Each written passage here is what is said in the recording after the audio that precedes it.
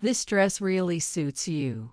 Wendy didn't respond to the words, instead showing a somewhat confused expression. My sister-in-law, Rebecca, had somehow given my daughter Carol's dress to her own daughter, Wendy. Seeing me fall silent, unable to process the situation. "Doesn't Wendy look way cuter?" Rebecca sneered, pressing the dress against Wendy's shoulder. If I said anything back here, it might just turn into a fight. I glanced over at my husband, Bert, who kept silent, looking visibly uncomfortable. "Carol, don't you think Wendy would look cuter in it? Or do you think you look better than Wendy? That Wendy isn't on your level?" "Bert, why would you say it like that? I can confidently say Wendy's cuter.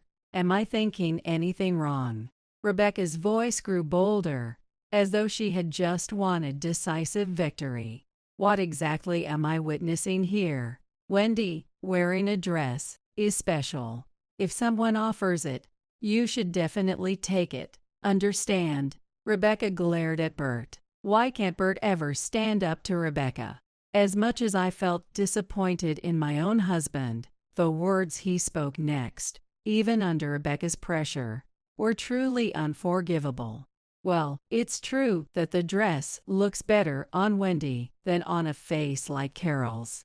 The moment Bert looked down at Carol and said those words, time froze inside of me. The sound hit me like cold water, as if splashed right onto my own soul.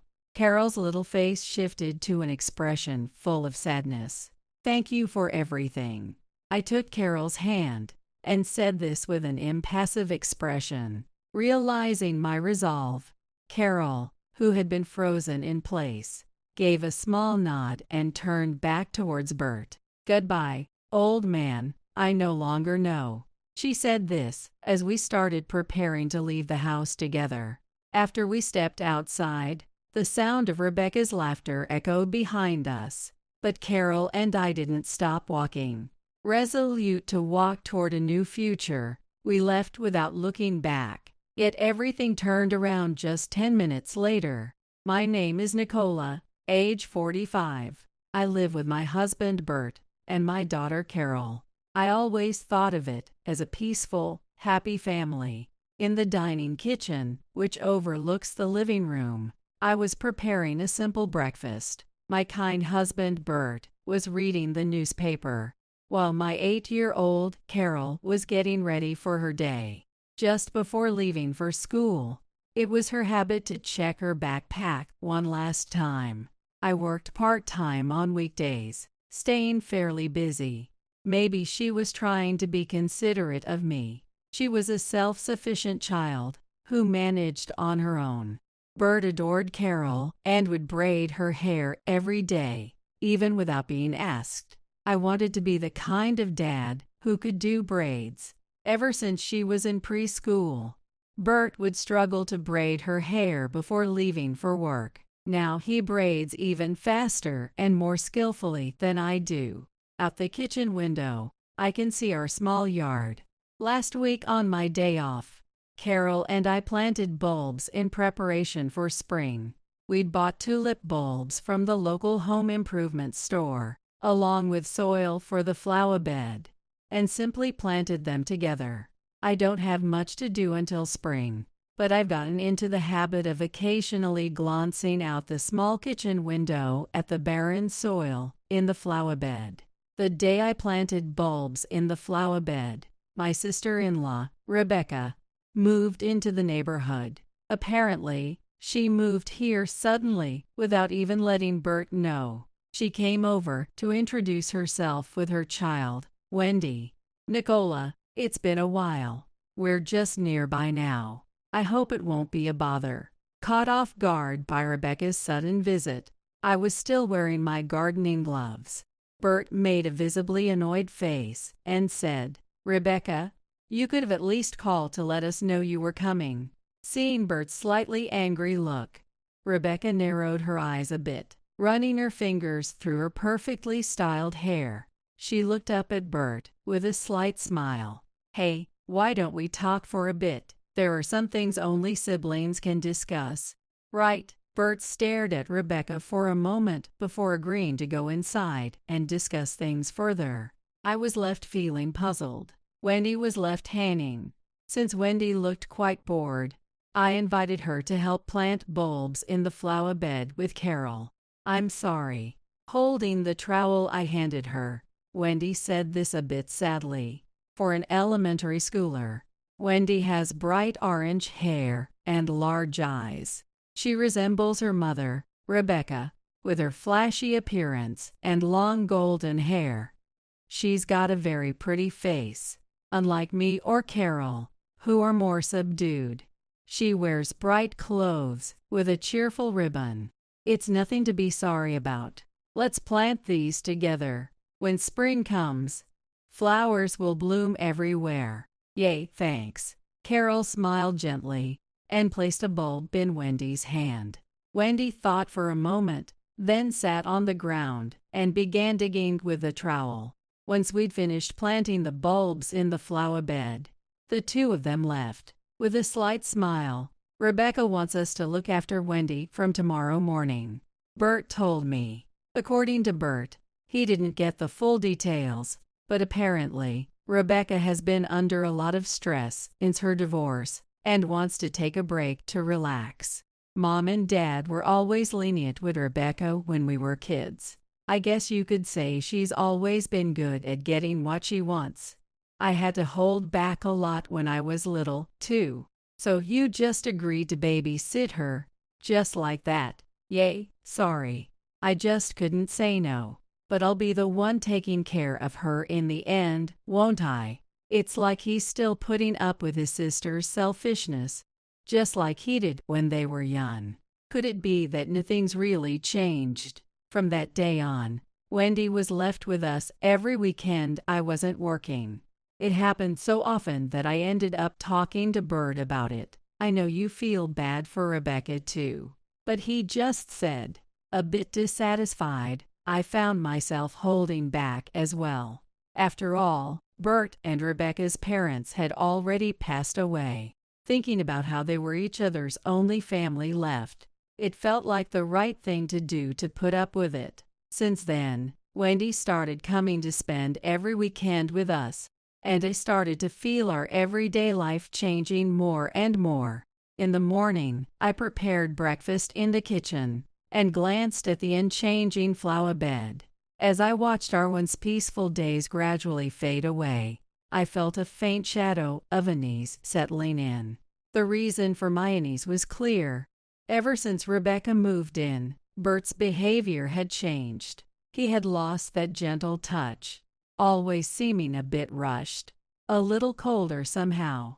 On weekdays, he worked late as usual, but lately, even on his days off, he'd say, I'm going to work on some file somewhere quiet, and he'd leave with his laptop. Recently, we're spending less time together as a family. I finally gathered the courage to ask Bert. For me, it took a lot of bravery to bring up something like this. Bert, who hands me his entire paycheck, doesn't smoke, doesn't drink, and doesn't really have any hobbies. The same gentle man who used to braid our daughter's hair couldn't make time for family, and I understood it must mean he was very busy. Though I wasn't sure what answer I hoped for, part of me still wanted to hear something that would put my mind at ease. They assigned me a new project at work, and there's a lot more networking involved. I really can't avoid it. I'm truly sorry. He looked away, his head dropping a little. In the past, even with his few days off, he used to cherish our family time, but now those moments had almost completely disappeared. With a look of sincere remorse, I'm sorry, he muttered again to me. In a way, as if filling in the gaps in our family time, Rebecca began coming over on weekends, bringing Wendy, with her cute little bow. She would leave her with us as if to say, well, since you're not going out with your family anyway, you're free, right? I had no choice but to accept Rebecca's selfishness. But even in all this, what kept me going was seeing Carol and Wendy playing so happily together. I sat quietly on the living room sofa, watching Carol and Wendy playing in front of me. Soft sunlight poured through the window, gently illuminating their smiling faces. The two of them sat by the small piano in the corner of the living room, eagerly pressing the keys. "Wendy, try pressing this white key here," Carol said, and Wendy's eyes sparkled as she reached out her finger. When the note sounded, she laughed happily. "I want to do more," she exclaimed, bouncing a little with excitement. Carol smiled at her reaction, looking a bit proud as she said, "This is a song I learned," and began to play a simple melody with her fingers. Watching this scene, I felt warmth filling my heart. I remembered when Carol first started piano lessons at 3 years old. During her first lesson, though nervous, she had been captivated by the piano sound. Now she was able to use that experience to teach Wendy, which filled me with a deep sense of pride. "Okay, now it's Wendy's turn to play." Encouraged by Carol, Wendy hesitated for a moment but then placed her fingers resolutely. A sound filled the room, "Like this here." Carol showed her an example, and Wendy tried to mimic her. Their fingers danced over the keys together. "You're really good, Wendy. You learn so quickly." Wendy smiled shyly, but it seemed she was slowly beginning to feel the joy of creating sound at her own pace. I cherished this moment, savoring the happiness of watching these two grow. The sound of the piano resonated in the room, mingling with Carol and Wendy's laughter. Suddenly, I realized Rebecca's shadow and a changed figure of Bert no longer occupied this moment. I could just focus on enjoying this peaceful time. The music and smiles from Carol and Wendy became a true source of comfort for me. As we spent more weekends like this, Wendy grew closer to me, looking up to me with genuine affection. Sometimes, she would even treat me like a real mom, opening up about her feelings now and then. "I'm sorry I'm always coming over to your house." "Not at all." Carol seems so happy, and it's a joy to watch you improve on the piano, Wendy. There was no lie in my words. Wendy must have had a natural talent for the piano. With just a bit of guidance from Carol and me, she improved remarkably. Today, Carol had piano lessons, and she would be away from home for a few hours. Wendy sat alone at the piano, placing her hands on the keys, looking a bit lonely. She pressed each key carefully, as if trying to convey something with every note that echoed. Noticing a slight shadow in the sound, I walked over casually, only to find Wendy looking up at me with tears in her eyes. "Huh, what's wrong?" "I'm sorry. I have something I need to apologize for." My heart began to stir uneasily. Wendy, who was always cheerful and lively in front of Carol, seemed different today. Gently rubbing her back, I told her, "It's okay." With tears still streaming, Wendy said, "Mom and Bert, I think they're doing something bad together." What do you mean by that?" I'm sorry. I felt a growing sense of dread, but Wendy's sobs were too strong for her to continue speaking. At that moment, I too just kept rubbing her back, saying, it's okay, and we didn't bring up the topic again. Bert and Rebecca were doing something bad. I couldn't quite picture it, so I didn't think much of it at the time. Perhaps because my mind was filled with thoughts of Carol's upcoming piano recital. Carol, who had been learning piano since the age of 3, was invited by her teacher last month to participate in a recital. It would be Carol's first recital. We even went to a salon for the first time in preparation for the big day. On a rare day when Wendy wasn't around, the 3 of us set out to buy a dress. We got in the car and went around several stores in a large shopping mall. "Mom, Dad, come on, hurry." Carol, usually so calm, was a bit excited. Even while we were driving, "What kind of dresses will they have?" She kept asking me. When I asked, "What's your favorite color, Carol?" she responded, "Blue, like the color of the sky." Without hesitation, we went around several stores, searching for a blue dress that Carol would love. This one. This is the one. The sparkle in Carol's eyes was just as bright as the dress that glittered in the light. We asked the clerk if she could try it on. Carol stepped out of the fitting room, her cheeks a little flushed with embarrassment, but the pure joy on her face was impossible to hide. She picked that light blue dress and said, "Thank you. I'll do my best at the recital."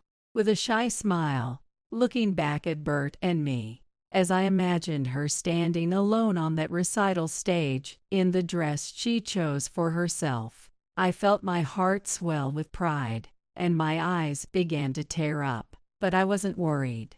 I knew that Carol would do just fine. The smile she wore was full of unwavering confidence.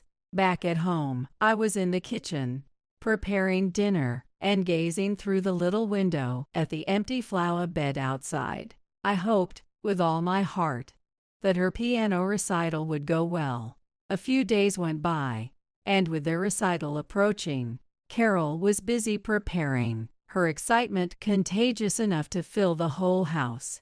Just watching her was enough to make me happy. But then, on the weekend right before the recital, that peaceful atmosphere shattered. "Mom, help me." I was outside hanging up laundry when Carol's distressed voice pierced the calm. Startled, I dropped the towel I was holding and rushed towards her. There I found Carol sobbing, while Bert stood by, avoiding eye contact. Rebecca was also there, having come over as usual to drop off Wendy. But this time, she had Carol's recital dress in her hand, holding it like some sort of prize. That dress was meant for Carol. Why did Rebecca have it? Puzzled, "What happened, Carol?" I gently asked Carol. Through her tears, Carol said, "Dad gave my dress to Wendy." Her voice trembling with hurt. I couldn't believe what I was hearing, and looked up at Bert. He was avoiding my gaze, clearly uncomfortable. Incredulous, I pressed him. "Bert, what's going on?" "Well, I thought Wendy might like to wear a nice dress, too," he stammered, trying to explain himself. Rebecca said nothing, only holding the dress by the shoulder, admiring its decorations. Just as I was about to say something, anger bubbling up inside me, Wendy tugged at Rebecca's sleeve. "Mom, stop. Give Carol her dress back." Why? Bert got this for Wendy, didn't he?" "Right, Bert." Rebecca turned her gaze to Bert, who looked slightly flustered. "Well, yay," and mumbled, "That couldn't be true. I had bought that dress for Carol just the other day. How did it end up being given to Wendy?" Wendy broke free from Rebecca's side and clutched at me, looking up with an expression of desperation. Her eyes were wide with fear. Mom told Bert to take Carol's dress. As she spoke with determination, the meaning of her words hit me like a cold shock. Rebecca, maintaining a calm expression, "Well, I wanted Wendy to have a pretty dress, too," simply replied, as she smiled and stroked Wendy's head. "Look, Wendy, this dress really suits you. It's perfect with your sweet little face." But Wendy didn't respond to her words. Instead, she looked even more confused. "But it's my dress." Carol raised his voice, and Rebecca's gaze fell on him for a moment. But look, Wendy looks way more glamorous and adorable, right?" Rebecca laughed softly as she held the dress up to Wendy's shoulder. Her action seemed like an attempt to belittle Carol. "Your face is a bit plain. No offense, but I really think this dress would look better on Wendy." Tears welled up in Carol's eyes, and seeing that, a wave of anger rose within me. "Rebecca, that's such a hurtful thing to say." "Oh, Nicola, you don't like what I'm saying. Well, this is just reality. I think beautiful dresses should go to beautiful girls. If I argued now, it would probably turn into a full-blown fight. I glanced over at Bert, who just stood there silently, a look of discomfort on his face. Is Carol crying because she couldn't get this dress in the end? Carol shook her head. No, Dad. I'm sad because my dress was taken away. Don't you think it would look cuter on Wendy? Or do you think you're cuter than Wendy, Carol? Do you think Wendy is somehow lesser than you? Bert, how could you say something like that? I can say with certainty that Wendy is cuter. I want to put cute dresses on cute girls. Isn't that natural? Is there something wrong with my thinking? Rebecca's tone sharpened as she spoke, as though she had won some sort of decisive victory. But I don't want the dress. I looked quietly at Wendy. She was in pain. She was suffering because she couldn't stop Rebecca and Bert from acting out. I just want to play with Carol. Wendy, what are you saying all of a sudden? Rebecca looked surprised, almost theatrically spreading her arms and gazing up at the ceiling. What am I even witnessing here? Wearing a dress is something special, you know. Be confident. Don't hold back. If someone offers, you take it. Do you understand? Rebecca glared at Bert. Why is it that Bert can never stand up to Rebecca? As my husband, I felt ashamed. But his next words crossed a line that even Rebecca's influence couldn't excuse. Well, it's true that Wendy would suit the dress better than someone with a face like Carol's. When Bert looked down on Carol and said those words, my world froze. His words felt like cold water splashing over my heart. Since she was a baby, Carol had been my most cherished and beloved treasure in the world. Insulting her was the same as insulting me. Carol's small face turned into a mask of sadness. Thank you for everything. I took Carol's hand, and with a blank expression, I spoke. I started walking up the stairs to prepare to leave the house. Anger and sorrow swirled within me. Carol, who had been frozen, now realized my resolve and glanced back at Bert. Goodbye, old man, I no longer know, she said, and we began preparing to leave the house together. After we stepped outside, I could still hear Rebecca's laughter echoing behind us, but neither Carol or I stopped. With firm resolve, we walked away, not looking back, as we headed toward a new future. It hadn't even been 10 minutes since Carol and I started walking to the station when my phone started ringing. Bert's name appeared on the screen. My heart began to race. I turned to Carol and said, "It's Dad." Then I answered the phone. "Hello. Hey, what the hell is going on?" Bert's furious voice blasted from the speaker. His tone, sharp and cutting, was filled with unmistakable anger and confusion. I was momentarily speechless, struggling to understand what had happened, but I could already picture him on the other end, likely gripping his head in frustration. Out of nowhere, my boss called and told me I was being fired. "What is going on, Nicola?" Each word from him was like a weight pressing down on me, as I tried to piece together what had happened. Fired? Why? Why now of all times? Why would that happen? "It was right after you two left," my boss called. "Did you know something about this?" Did I know? Those words struck me hard. I remembered Wendy's words from that day. With a troubled expression, "It's like Mom and Bert are up to something bad together," she'd said. Back then, I'd assumed Bert and Rebecca were doing something wrong. The thought unsettled me, so I decided to hire a private investigator. It was painful to dip into my savings, but I felt that even if I confronted Bert directly, it wouldn't get me anywhere. Bert was always taking Rebecca's side, and I'd likely end up with a half-hearted excuse. So I thought an investigation would be the fastest way to uncover any secrets. I was filled with anxiety and fear. Could it be something criminal? I'd worried about that until the investigator finally handed me the results a few days ago. It turned out to be just infidelity. But the affair was bad news. The investigator told my company everything. You're the only one who would do a background check on me, Nicola. Did you know about the woman I was seeing? Bert had been cheating on me. And not only that, the woman he was seeing was married to a double affair. The worst part was that she was the daughter of the CEO of a client company where Bert worked. So if this went public, it would damage his company as well. I paid for the investigation out of my own savings. When you said you were busy, it was a lie. You were cheating on me, weren't you? On the other end, I sensed Bert falling silent. My words were likely weighing on him, too.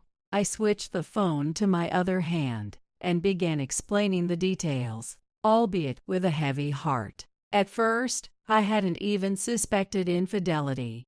But Wendy's words had unsettled me, and I just wanted to put my worries to rest. When I finally got the results of the investigation, I agonized over what to do next. When I contacted the husband of the woman Bert was seeing and shared the details, he was furious and insisted on sending the evidence to Bert's company. I never thought it would escalate to this, that his company would be notified right as we left the house today. My voice was trembling. This situation had spiraled out of control. Not only was the other family affected, but my own family was crumbling, and Bert's job was now in jeopardy. My actions had set so many lives on a new course. Because of you, I've lost everything. Don't think this is over. It's not my fault. You're the one who chose this path. With anger and sadness intermingling, my heart trembled as I argued back. On the other end of the line, his true nature was laid bare, shouting insults at me. As the chilly wind brushed against my cheek, I quickened my pace toward the station. The air was crisp, hinting that winter was just around the corner. In my hand, I held my mobile phone, still connected to Bert. There was a pause on his end, followed by a sound as if he was moving. He likely didn't want Rebecca, who was nearby, to overhear this conversation. Nicola, listen to me. This is all Rebecca's fault. Rebecca's fault? How does it excuse you from responsibility? You're the one who cheated, I replied calmly, and Bert lowered his voice. Actually, he prefaced hesitantly, passing through the station's turnstile. I sat down on a bench and handed Carol some coins, gesturing for her to go buy a drink. Carol gave a small nod, standing by the vending machine a short distance away, contemplating what to buy. It was before Rebecca moved into the neighborhood. I helped her out of kindness with the move, and through her, I met one of her friends. While organizing the room, we somehow hit it off. Let me guess. That friend was dressed to get your attention. Cold anger surged within me. I couldn't just listen silently to Bert explaining how he got close to his affair partner. Through the investigation, I already knew most of the details. The woman's name, face, and where they'd spent their time together. Picturing Bert walking through town at night with the woman I'd seen in those photos, pretending not to know, made me nauseous. My mind had likely already shifted toward separation. That incident with the dress had tipped my heart entirely. Rebecca told me that you had been seeing someone else. Bert's voice shook. Me, having an affair. I work part-time every weekday, and on weekends, I stay home. At my workplace, there are few men, mostly women. There are even days I barely speak to any man besides Bert. I was completely taken aback. I wanted to believe in you, but I just couldn't find the courage to ask you directly. I couldn't shake my doubts. So you're saying that's why you cheated? I get asked out for dinner. Normally, I wouldn't have gone, but at that moment, I thought, if you're enjoying yourself with someone else, then it was just supposed to be a meal. Bert said. He went on to say he still regretted being swayed by the atmosphere and making that mistake. I was tricked by Rebecca. She used it as leverage, threatened me, asked for money, and tried to control me. I couldn't stand Bert attempting to blame his actions on someone else. I didn't know why Rebecca would spread such a lie to Bert about me having an affair. I could empathize with the distress this had caused him. But regardless of the reasons, he needed to take responsibility for crossing that line. I heard the sound of Bert breaking down in tears. I'm a victim. Forgive me. I swear I'll change. The only person who thinks you're a victim is you. Calmly, I got up from the bench. Carol, who had just finished drinking a juice she bought from the vending machine, sat down beside me. The sky was overcast, with a chill in the air that hinted at the approach of winter. The station announcement broke the silence, signaling the train's arrival, and those around us leaned in slightly in anticipation. You're the one who caused this in the first place. You chose to prioritize your affair and people like Rebecca over your family. Oh, Nicola, please, give me one more chance. There was a hint of desperation in Bert's voice. I wished he wouldn't sound so pathetic. Are you really going to leave me? What about Carol? Won't she feel lonely? Won't I ever be able to braid her hair again? Doesn't she need me? A few pigeons rested quietly in a corner of the platform. Sensing the train's arrival, they suddenly took flight, soaring into the sky. The wind stilled, and a quietness settled over the platform. You're incredibly selfish. Carol's nearby, isn't she? Please, ask her if she really wants me gone. Today she has those cute braids, doesn't she? Can you even do that for her? The train approached from the left. It passed us as we stood behind the yellow line, and eventually came to a stop. As the people disembarked, Carol boarded the train ahead of me, still lost in thought. Then, she turned around and unraveled her braids with a defiant shake of her head. Her hair, now loose and curling from the braid, bounced as she turned back, reaching out a hand toward me. Mom, let's go. I always hated these braids. Waiting every morning for him to finish braiding them was a pain. Feels so much better. I knew it wasn't true, but this was Carol's way of showing kindness. I took the first step onto the train. Since phone calls aren't allowed on the train, I pulled my phone away from my ear. Goodbye, Bert. Walk the path you chose. With my own hands, I brought our life together to an end. Everything faded away. Bert's gentle face, his voice, the memories, everything was gone. Mom. Carol squeezed my hand. A faint breeze stirred her hair as it drifted in through the still open train doors. I forced a smile, hoping Carol wouldn't notice my unease. This is not just for her. I have to move forward, for my own sake as well. Later, I had arranged to meet Rebecca. I didn't sympathize with Bert, but I'd long wanted to talk directly to Rebecca, the one who seemed to be the mastermind. If I didn't address this now, I knew I'd regret it later. With that resolve, I sat on a park bench, waiting for her to arrive, feeling a bit nervous. Rebecca eventually appeared. She was dressed as extravagantly as ever, exuding an air of confidence. Why did you call me here? I have something to say to you. I tried to sound resolute. Inside, I was ready to let out all the frustration I had been holding in. What? Are you here to blame me again? Rebecca smirked. Your husband's affair wasn't my fault. You know. She covered her mouth, as if trying to hold back, then burst into exaggerated laughter. I can't forgive you for filling Bert's head with lies and destroying our family. Are you trying to hide your own shortcomings by blaming me? Bert's affair was a consequence of your neglect. Rebecca taunted me. I took a deep breath, trying to keep calm. Hiring a private investigator to track the affair. It's like you destroyed your own life. I reported the findings to the authorities. Rebecca tilted her head, looking confused.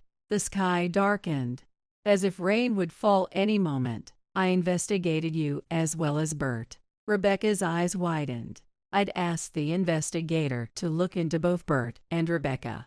After all, Wendy said Mom and Bert were doing something wrong. Rebecca herself had never acted suspiciously, even though she was a single mother. It wouldn't be unusual for her to have someone she was seeing. There was nothing strange about that, but the man she was seeing visited her place often, almost like they were living together. Did you know, to qualify for single mother support, there are certain conditions? I waited for the investigation results and submitted them to the authorities. That she was living almost full-time with a particular man, that he was a regular employee, possibly supporting her financially, that, apart from leaving Wendy with me, Rebecca sometimes left her alone in the apartment at night to go out or visit nightclubs. They might investigate further based on this.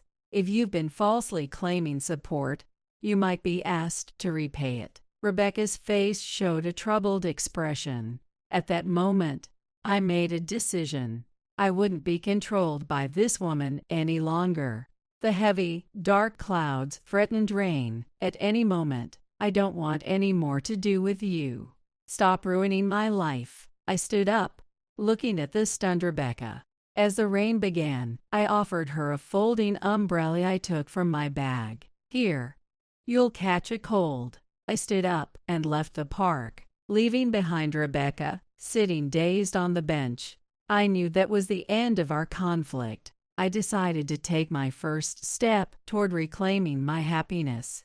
Months passed, and as winter's chill gradually softened, I prepared for a new life. At first, Bert resisted the divorce, but over time he became unusually quiet, as if accepting his fate. He probably hoped to remarry his lover and become wealthy, but his hopes fell flat. His lover didn't seem as committed to him as he thought. She left soon after the divorce. In the end, he lost his job, his family, and his lover. Rebecca, too, had been found to be spending the child support she received from her ex-husband on nightclub men, and had similarly squandered what she received from Bert. She also seems to have been seeing multiple men at the same time. It appears that the authorities are now asking her to repay the money she has received so far. The siblings are just awful. What was on my mind was Wendy. I was worried about her living with Rebecca, but it seems that Rebecca's ex-husband will take her in. Apparently, he stepped in after hearing that Wendy was reported for neglect because she hadn't been properly taking care of her child. Knowing Wendy's situation, my heart didn't ache for her, because, "Excuse me," Wendy greeted us cheerfully from the doorway. Carol and I were moving into a new life, and as luck would have it, our new home was close to where Wendy was now staying. After all, Carol and Wendy were always close as cousins. Even though I had divorced, I never wanted to break their bond. Carol started piano lessons at her new school. Wendy also started to take an interest in the piano, and they were improving their skills together. I myself was set to work full-time at another branch of the company where I had been working part-time before. For the sake of achieving my dreams, I decided to work not only for my family but also for myself. A quiet dream was growing inside me, where Carol and Wendy would play the piano wearing dresses I had made for them. I looked out the window in the kitchen of our new home. Outside, it was a slightly warm spring scene. What came to my mind were the tulips I had planted at the house I used to share with my ex-husband last winter. I wonder if those bulbs had bloomed. I would probably never know. In the quiet living room, I set up my sewing machine, enjoying the soothing sound of the needle stitching the fabric. As gentle light streamed in through the window, warming the room, I looked up. In the corner of the room, Wendy was carefully seated at the old piano. "It's almost ready, Carol. Listen, okay, yes, play it for me." Her fingers touched the keys, and the sound resonated. At first, the notes were a bit clumsy. Then, gradually, a melody began to flow. It was part of Bach's minuet. Her fingers glided smoothly as she played the high-pitched melody with her right hand. The fingers moved gracefully across the keys, with the thumb playing a delicate melody. Then the middle and ring fingers pressed the keys in rhythm. At times, the left hand supported the chords, maintaining the balance of the whole. "Well, you've improved so much with just a little practice," Carol said, a bit excitedly. Wendy blushed slightly and continued practicing with a serious expression. Her fingertips danced along with the notes, moving smoothly, as if the music in her heart was appearing on the keys. While I worked the sewing machine, I watched Wendy's focused face. I felt her growth, and a sense of warm music flowed with time, deepening the bond between us. "Oh, by the way, there's going to be a piano recital. This is the announcement." Wendy's fingers bounced lightly on the keys, moving to the melody of the song as if they were dancing. Occasionally, she would smile happily as she immersed herself in the world of music. The paper Carol handed over was an announcement for the music recital. The location was at the community center near the park. The teacher said there's a park near the recital hall with lots of blooming tulips. I stopped the sewing machine and looked at Carol. I can no longer check if the tulips I planted have bloomed, but I can keep watching this child's, Carol's future so closely. I can keep holding hands, walking together. I can keep watching Carol's smile and Wendy's growth. That is a very happy thing. Yes, it sounds very exciting. In my heart, a budding expectation for the arrival of spring had certainly taken root. "Come on, let's go! Get in quickly!" Our family was busy preparing for my sister Amelia's move abroad for her studies. On the morning of her departure, I was abruptly woken up by my mom, who hurried me into a taxi. "What? I thought we were leaving in 3 hours." Confused by the sudden change in schedule, I sat silently in the taxi, unable to say anything. "Huh?" Even though Mom was in such a rush, neither Amelia nor Dad were in the taxi. "All right, please go ahead." However, Mom, who got in the taxi after me, didn't seem to care and the taxi started moving. The place we arrived at wasn't the airport, but my grandparents' house. Mom dragged me out of the taxi and rang the doorbell of my grandparents' house. My grandparents were completely shocked to see their daughter-in-law and granddaughter appear so early in the morning without any notice. But Mom didn't seem to care.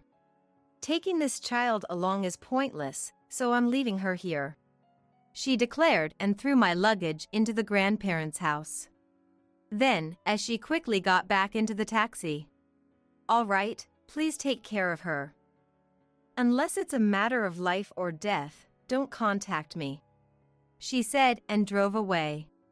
I was left standing there, stunned, as my world went dark. So, does being deaf mean I'm a burden? I thought that, despite my disability, we'd eventually understand each other as a family.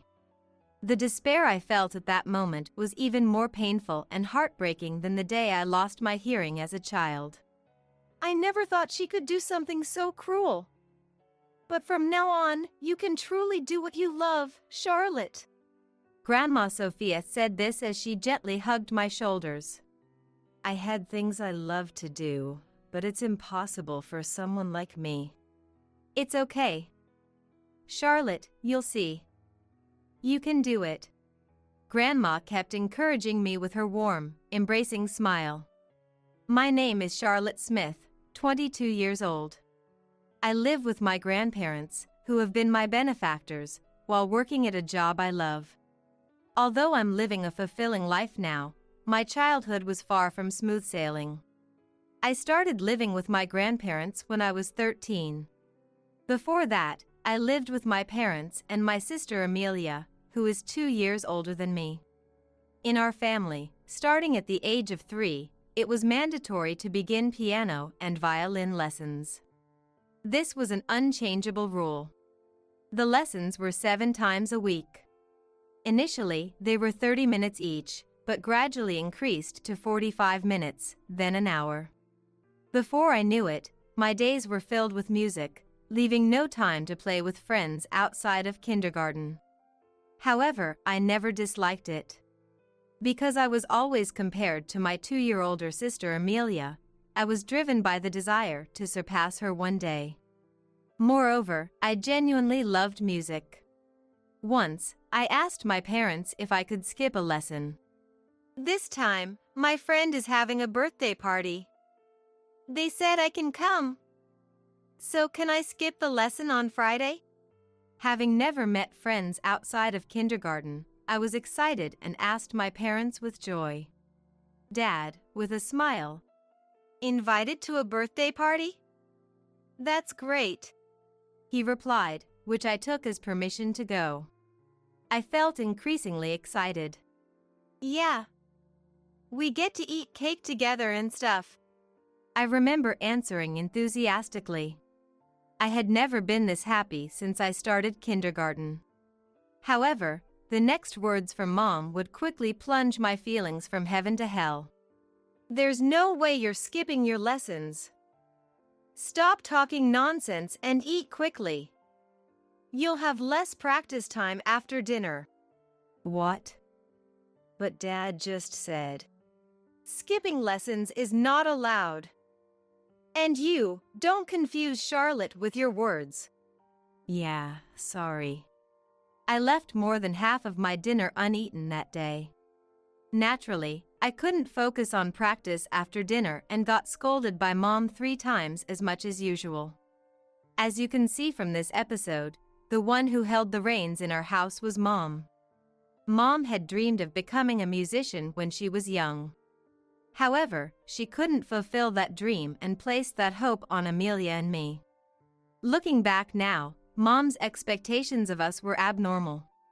She enrolled us in a kindergarten affiliated with a music college, and after coming home, we had private lessons and self-practice 7 days a week. Instead of family vacations, we attended performances of famous public orchestras, and for birthdays or Christmas, we received CDs of renowned musicians or new music scores. Moreover, the living room was renovated into a lesson room, where we spent almost all our time except for eating, bathing, and sleeping. If we wanted to watch TV or read a book, we had to reduce mistakes in self-practice and finish the practice on time. But it was almost impossible to finish on time, so the days we got what we wished for were very few. I liked playing the piano more than watching TV, so it wasn't too hard for me, but Amelia struggled every day just to watch TV. However, she rarely succeeded and would shed tears of frustration when Mom wasn't looking. Seeing Amelia like that, I began to think, I have to get better for Amelia's sake, and I focused even more on my lessons. One day, when I was 4.5, Mom suddenly said, Amelia is more suited for the violin, so we'll stop her piano lessons at the end of this month. Instead, Charlotte will focus only on the piano from next month. If you master different instruments, you can aim for gold medals as a duo, and it will be glamorous when you become famous. She decided our paths without consulting us. I loved the piano, so I didn't mind, but Amelia, who also loved the piano, was quite shocked. Still, it wasn't allowed for us to voice our opinions to Mom. We just silently ran on the track laid out by Mom. An incident happened in our house when I was 5 years old. One morning I woke up with swollen cheeks and a high fever. I had contracted mumps. Getting mumps at such a crucial time before the competition. Well, as long as your fever goes down, you can still do self-practice. Thinking that way, Mom locked me in the lesson room for self-practice as soon as she confirmed that my fever had gone down with antipyretics. I feel dizzy and can't play well. But if I don't do it properly, I'll get scolded again. At that time, I couldn't even tell Mom about my health issues. A few days later, after my fever spiked again, an unbelievable change occurred in my body. Huh? Is Amelia not practicing today? One day, when I woke up, the house was completely silent. There was not even a single sound. Overwhelmed by an inexplicable sense of dread, I rushed down from my room on the second floor to the living room where the practice room was located. Strangely enough, there was not a single sound during this time. It felt like a horror movie, filled with a creeping fear, as I burst open the door to the practice room. And there, I found them. Charlotte, please keep quiet during practice. Mom and Amelia were there, practicing as usual. Mom looked very angry at me for running down the stairs in such a hurry. However, her angry words didn't reach my ears at all. Because at that moment, I had completely lost my hearing. Noticing my strange reaction, Mom immediately sensed something was wrong and took me to the hospital. The diagnosis revealed that I had developed severe hearing loss as a rare after-effect of mumps. After the mumps were cured, my hearing improved slightly, but I still needed people to speak loudly and clearly for me to understand. Communicating with family and friends became difficult, and I couldn't hear the piano sounds I loved, plunging me into deep despair. But more than my own despair, Mom was devastated. I never imagined something like this would happen.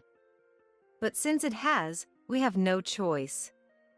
We'll just have to give up on Charlotte. Give up? What do you mean by give up? From now on, we'll focus all our efforts on Amelia. Luckily, we have 2 daughters. Even if Charlotte can't make it, as long as Amelia becomes a professional, it will be fine. I see. I understand.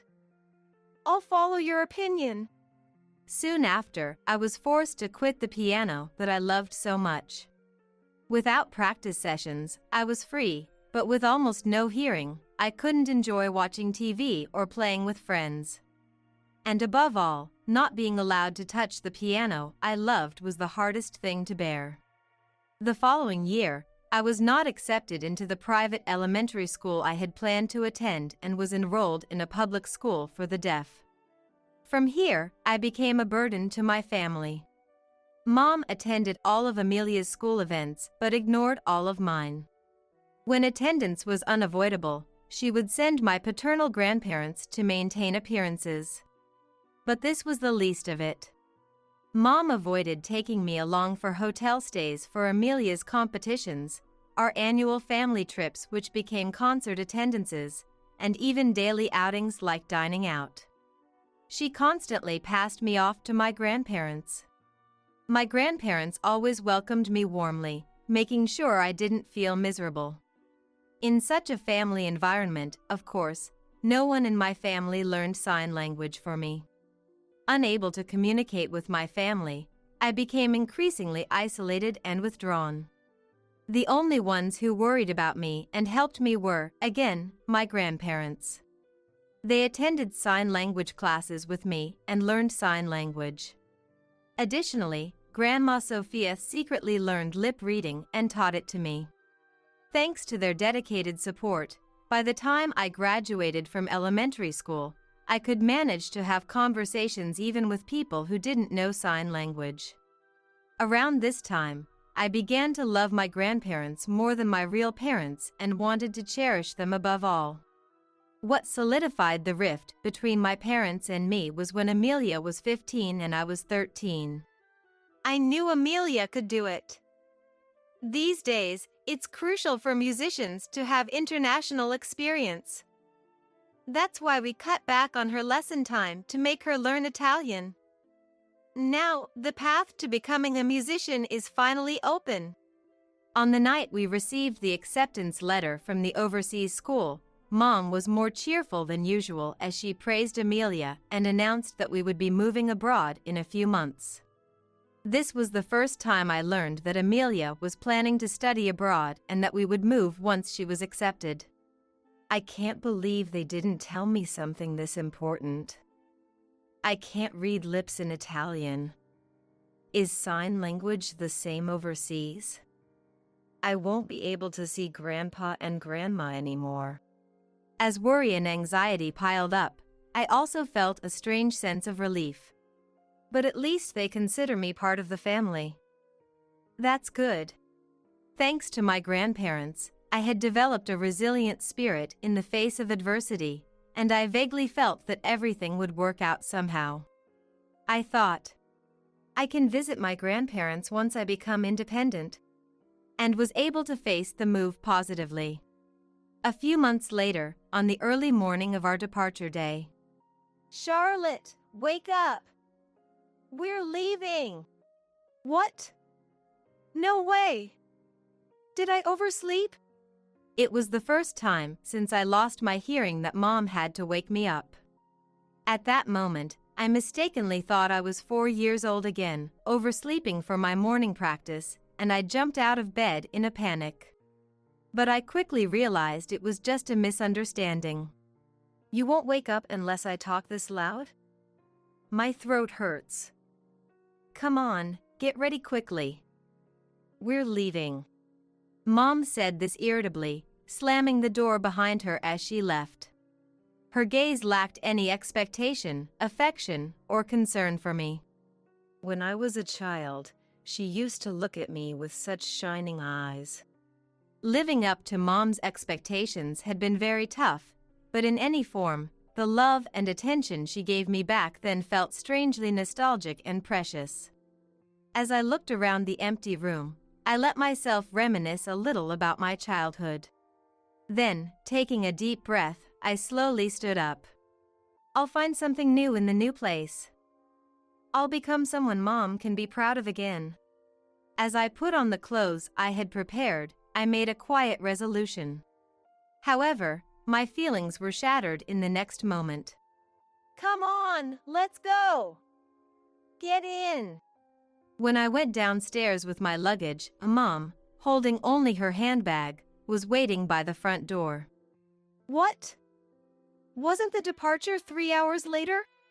Though puzzled by the significantly different schedule from what I had been told, I was too scared to talk to the obviously irritated Mom. I was pushed into the waiting taxi outside. Huh? No one's here? Despite all the rushing, Amelia and Dad were not in the taxi. Okay, let's go. But Mom, who got in after me, didn't seem to care and had the taxi drive off. The place we arrived at was not the airport, but my grandparents' house. Charlotte, get out. You'll be living here, so unload your luggage and wait. Mom's words and actions at that moment gave me a bad feeling. No way! You must be kidding! This is too cruel! Hoping that the thoughts running through my head were just my imagination, I was too shocked to move. But Mom didn't care and pulled me out of the taxi, ringing the doorbell at my grandparents' house. Early in the morning, without any notice, the son's wife and grandchild just appeared, and the two of them were simply stunned. However, Mom didn't seem to mind. This child is pointless to bring along, so I'm leaving her here, she declared, throwing my belongings into my grandparents' house. Then, quickly getting into the taxi. All right, please take care of her. Unless it's a matter of life or death, don't contact me. With just those words, she drove away. And indeed, they moved overseas, just the three of them. Does being deaf mean I'm a burden? Is it because I can't become a musician that I'm being abandoned? Even though my beloved piano was taken away, even though I could no longer have proper conversations, even though I was no longer taken out, I thought we would eventually understand each other because we were family. Just earlier, I had decided to try my best once more to gain Mom's approval. The despair at that moment was more painful and sad than the day I lost my hearing. However, I didn't sink into depression again. That was thanks to my grandma, Sophia. I never thought she could do something so awful. But from now on, Charlotte, you can truly do what you love. What I love? Yes. Not because someone tells you to, but because Charlotte wants to do it. You had something you wanted to do, right? I did, but it's impossible for someone like me. It's okay. Charlotte, you'll see. You can do it. Grandma said, encouraging me with a gentle and encompassing smile. Encouraged by Grandma, I started playing the piano again. The sound of the piano, which I had not been allowed to touch for years, stimulated my remaining hearing to the fullest. I want to play the piano again. Just like back then. My shrunken heart exploded with growth. And from that moment on, my days filled with piano began again. 9 years later, I was a senior at a music college. Although it had been more challenging than usual to get in, I felt a sense of fulfillment and joy in a life where I loved music and could talk about it with friends who shared my passion. Also, since entering college, I had ventured into songwriting and composing, discovering the joy of learning music from new perspectives. When I was abandoned at my grandparents' house at 13, I felt like I had hit rock bottom, but thinking of it as the trigger that made me who I am now, it's not so painful. I gained enough strength and confidence to think this way. Everything was going smoothly. Then one day, something unexpected happened. Mom, who had been out of touch for years, appeared before me. Just like when she abandoned me 9 years ago, she suddenly showed up at my university without any notice. And when she saw me, she beamed with a completely different smile. Charlotte! Congratulations on winning the international piano competition. You really are my child. She started to gush. I was bewildered and couldn't use sign language or speak. Then, Mom, misunderstanding something, grabbed my hands tightly. Sorry to surprise you. I flew over as soon as I heard about you on the news. Saying this, she tried to hug me. I instinctively rejected it with all my strength. Mom let out a small, "Huh?" but quickly returned to her beaming smile. Thank you so much for fulfilling my dream of becoming a musician. Charlotte, you're amazing. From now on, I'll fully support you. I'll help with both work and personal life. Let's live together from now on, she said, approaching me. Mom's strange gaze pierced through me. I felt a chill run down my spine for the first time in my life. Just as I was desperately wishing to escape, I felt a gentle tap on my shoulder from behind. When I turned around, there was my college friend, standing with a worried expression. Using sign language, my friend asked, "What's wrong? Are you okay?" I replied in sign language, "I'm troubled by a stranger talking to me. Can you walk me home?" My friend nodded vigorously, stepping between Mom and me. "We have plans to go out, so excuse us," she told Mom, then took my hand and led me away from the scene. Mom is likely still unfamiliar with sign language. She stood there in stunned silence. Was Mom always this weird? Thanks to living apart, I finally realized just how abnormal my mother was at this age. And for the first time, I felt I never wanted to be involved with her again. However, contrary to my feelings, a few days later, Mom showed up at my grandparents' house with Dad and Amelia in tow. "I'm sorry I startled you the other day. Actually, we're planning to return to America soon, so Charlotte, you'll be living with us from now on," Mom said, smiling brightly but still using her authoritative tone. Behind her, Dad stood weakly, and Amelia had her shoulders hunched, just like before. Pretending not to understand what she was saying, I remained silent on purpose. Then Mom started praising me out of nowhere. But the content was bizarre, talking about how my childhood's elite education bore fruit or how I inherited her genes, which allowed my talents to flourish even from afar. To make matters worse, she belittled Amelia, saying she failed at the violin and wasn't good at piano either, thus had no talent, calling it a waste of time and money. This kind of talk went on for over 10 minutes, and eventually, Amelia broke down in tears. Seeing Amelia like that brought back painful memories of when I lost my hearing at 5 and had my piano taken away. I felt a deep anger towards Mom, who was manipulating our lives for her own values. But Mom, too, was growing irritated by my silence. Still, she must have wanted to stay on my good side. With a creepy smile that only touched her lips, she started typing something on her phone. The screen read, "You're the best musician. That's why I came to get you." I deliberately responded in sign language. "I won't go with you." Unable to understand sign language, Mom forced a smile, her mouth twitching. She showed me the screen again, now saying, "Let's go home together." With a sigh, I typed on my phone, "I'm staying here because I'm worried about grandparents." Mom's smile vanished at my unsatisfactory response. But a few seconds later, she seemed to realize something and smiled again. Turning to Grandma next to me, she made an unbelievable suggestion. "That's it. We'll leave Amelia here from now on. That way, Charlotte can focus on her music, and I can fully support her. Amelia can finally be useful to the family. Mother, could you tell Charlotte that with Amelia here, there's nothing to worry about?"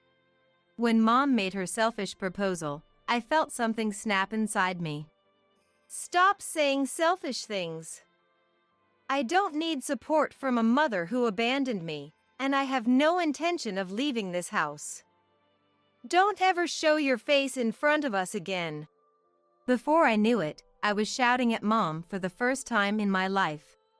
Mom, who had assumed no one could hear the conversation, and everyone else in the room fell silent for a moment. But even then, Mom didn't back down at all. What? You don't need support? That's impossible. Because you are my daughter. You are going to become a great musician with me. And pretending you can't hear, too. You're not a child anymore, so stop being selfish. I'm not pretending.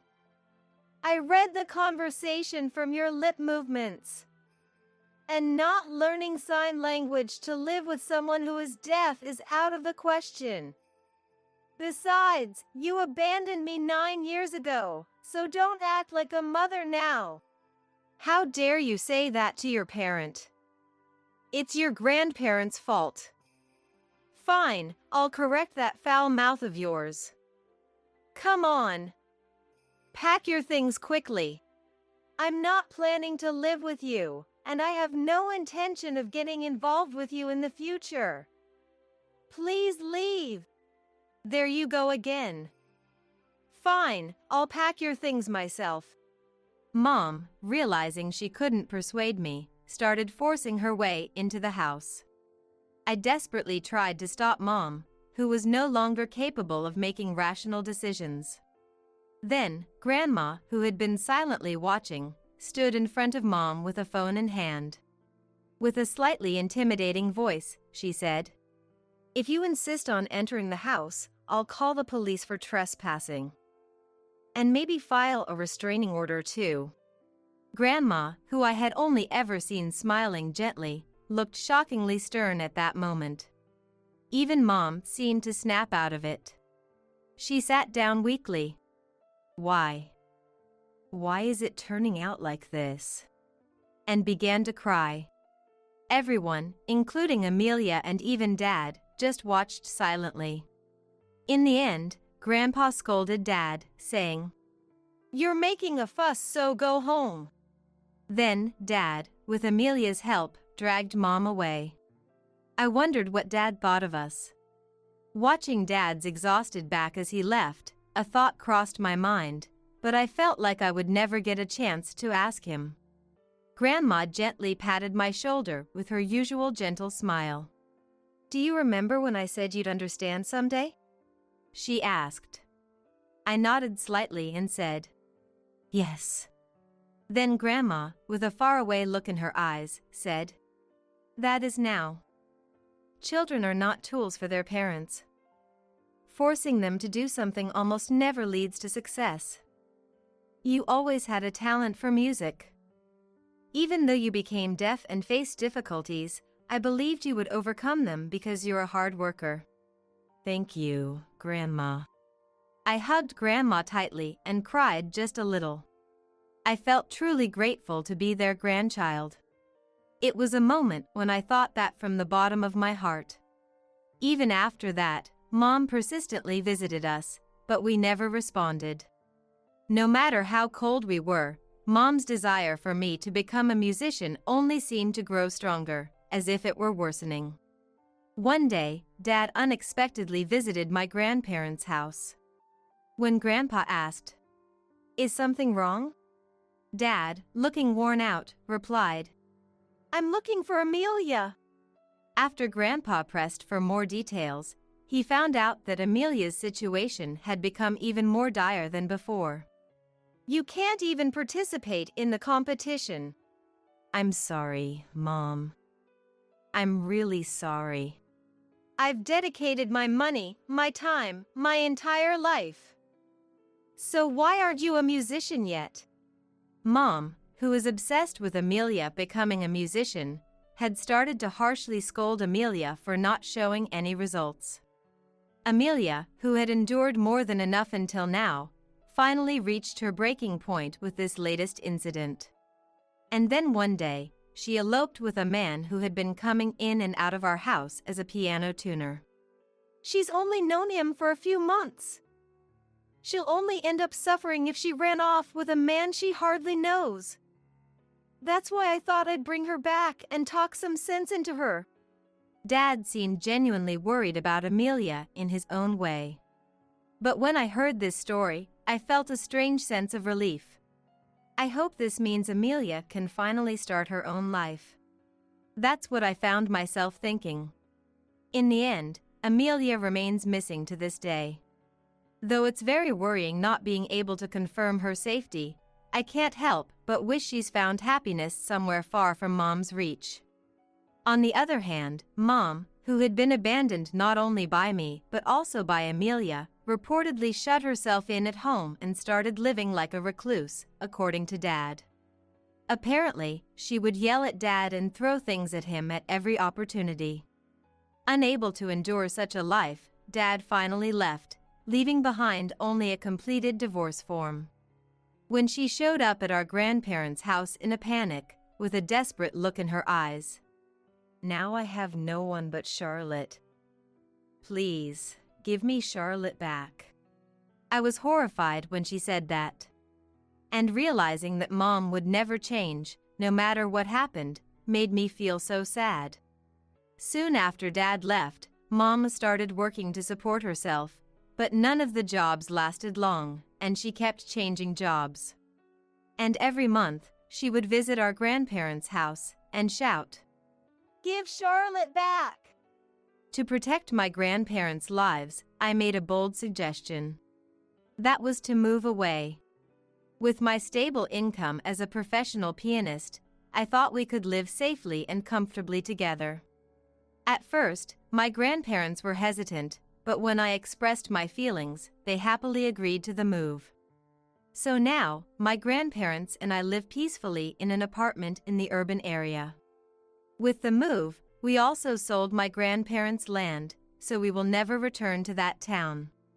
I felt like I had finally taken control of my life with this move. And it seemed the same was true for my grandparents. They were very happy with the peaceful days. Though both have grown older and need to visit the hospital more often, they never miss my concerts. And without fail, they would praise me. "It was amazing. That's our Charlotte." This moment makes me the happiest of all. I intend to continue cherishing my grandparents, who have always been there for me. And I secretly wish to give back the same amount of love they've given me.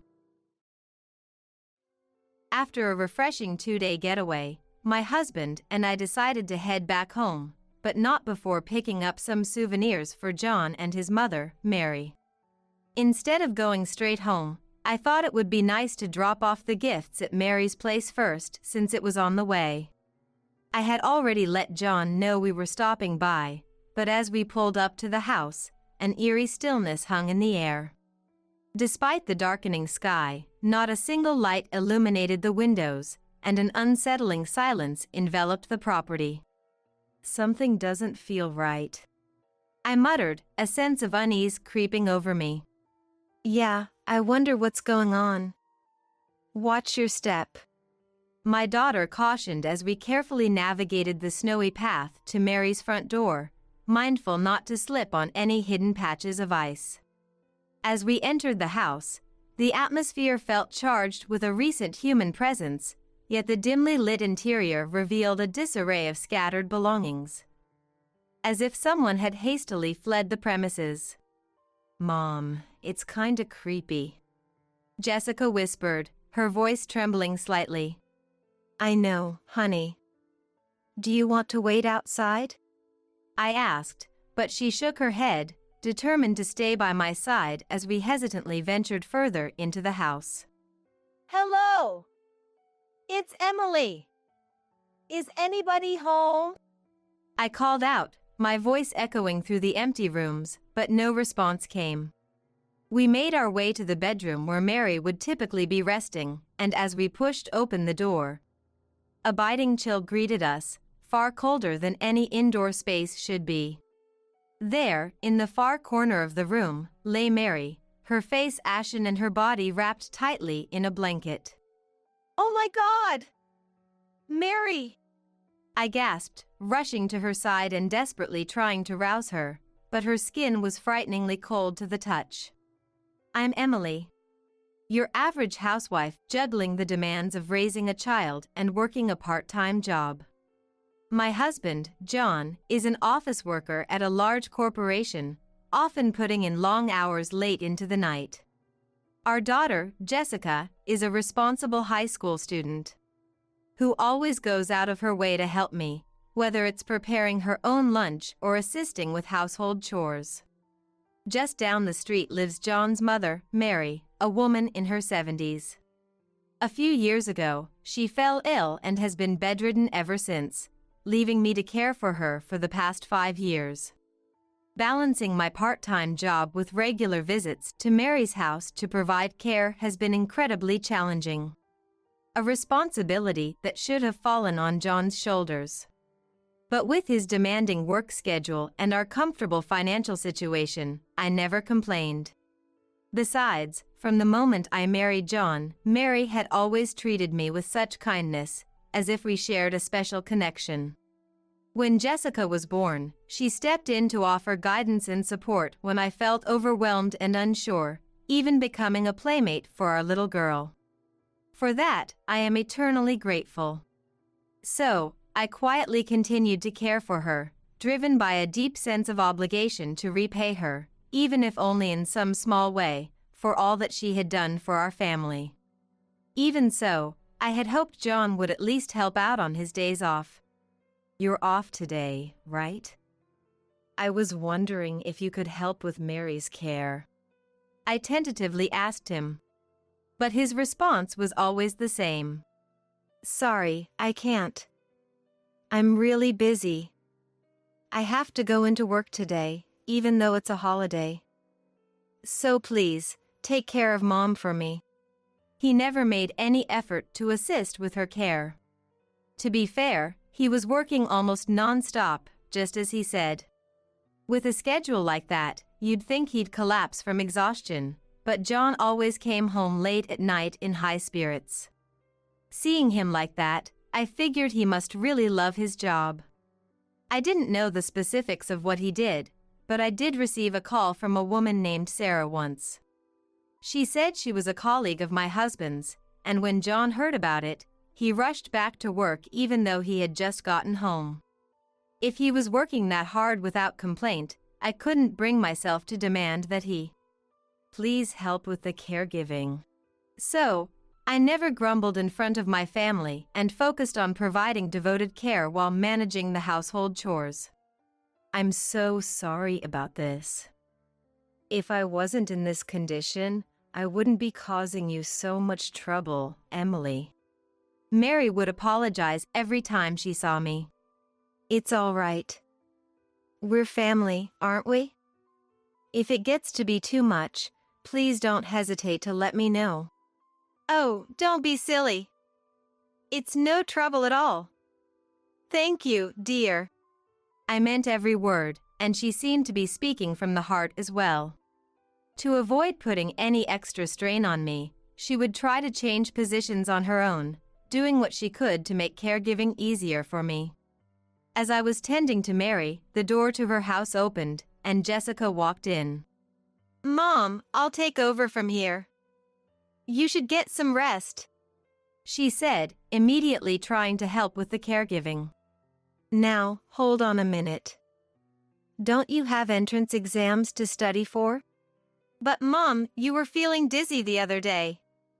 You really should take a break. No matter what I said, Jessica wouldn't listen.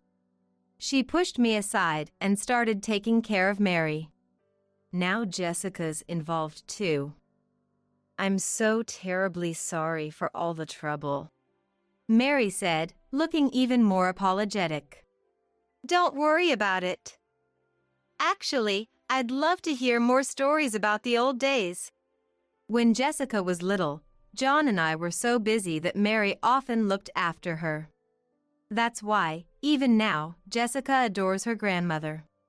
So, in between studying for her exams, she actively helps out with the caregiving. Normally, I should be telling her to focus on her studies, but as Jessica pointed out, I had been feeling fatigued these past few days. I decided to gratefully accept my daughter's kindness. All right, I'll take a short break. Let me know if anything comes up. Mary, I hope that's okay with you. Got it. I'll call you if we need anything. I'm sorry about this. Thank you, Jessica. I headed to the bedroom and laid down. Almost immediately, I felt my consciousness drifting away. Just 20 minutes. No, I'll rest for 30 minutes. Then, I'll switch with Jessica, I thought to myself as I drifted off to sleep. In the end, I slept for nearly an hour, not just 30 minutes. This was my life now. My body was exhausted, but I never considered myself unhappy. Even though he didn't help out much, John was working really hard at his job, Jessica was a kind girl, and Mary was a wonderful person. I had no intention of complaining, and I didn't think this lifestyle would continue forever. Mary's health was visibly declining, and both Jessica and I could sense that she didn't have much time left. So, to ensure we had no regrets, I wanted to focus on her care for now. Then, one day, something surprising happened. When John came home, he said, Emily, I got these from work, and handed me some travel vouchers. Oh my, what are these for? Did you do something good? My boss at work gave them to me. I guess it's his way of telling me to take a break sometimes. As if he doesn't know how busy I am. But that's great, isn't it? Let's go. Yay! Let's go on a trip. Jessica chimed in, having overheard our conversation. When I said that, John's expression turned somber as he shook his head. I can't. It's impossible for me to go. But it would be a waste to throw them away, so why don't you two go? You should take a break too, every once in a while. I was taken aback when I heard that. He had never spoken such kind words to me before. Of course, I wanted to go on the trip, but I had some concerns. I'd love to, but there's Mary's care to think about. I'll handle that. I really should be the one looking after Mom, anyway. Jessica and I couldn't help but exchange glances. We were happy that John was offering to do this, but we were worried about leaving Mary's care to him when he wasn't very experienced. Jessica seemed to share my concerns and asked, Dad, are you sure? You haven't done it much before. John seemed irritated as he scoffed. Don't underestimate me. I can handle something like this.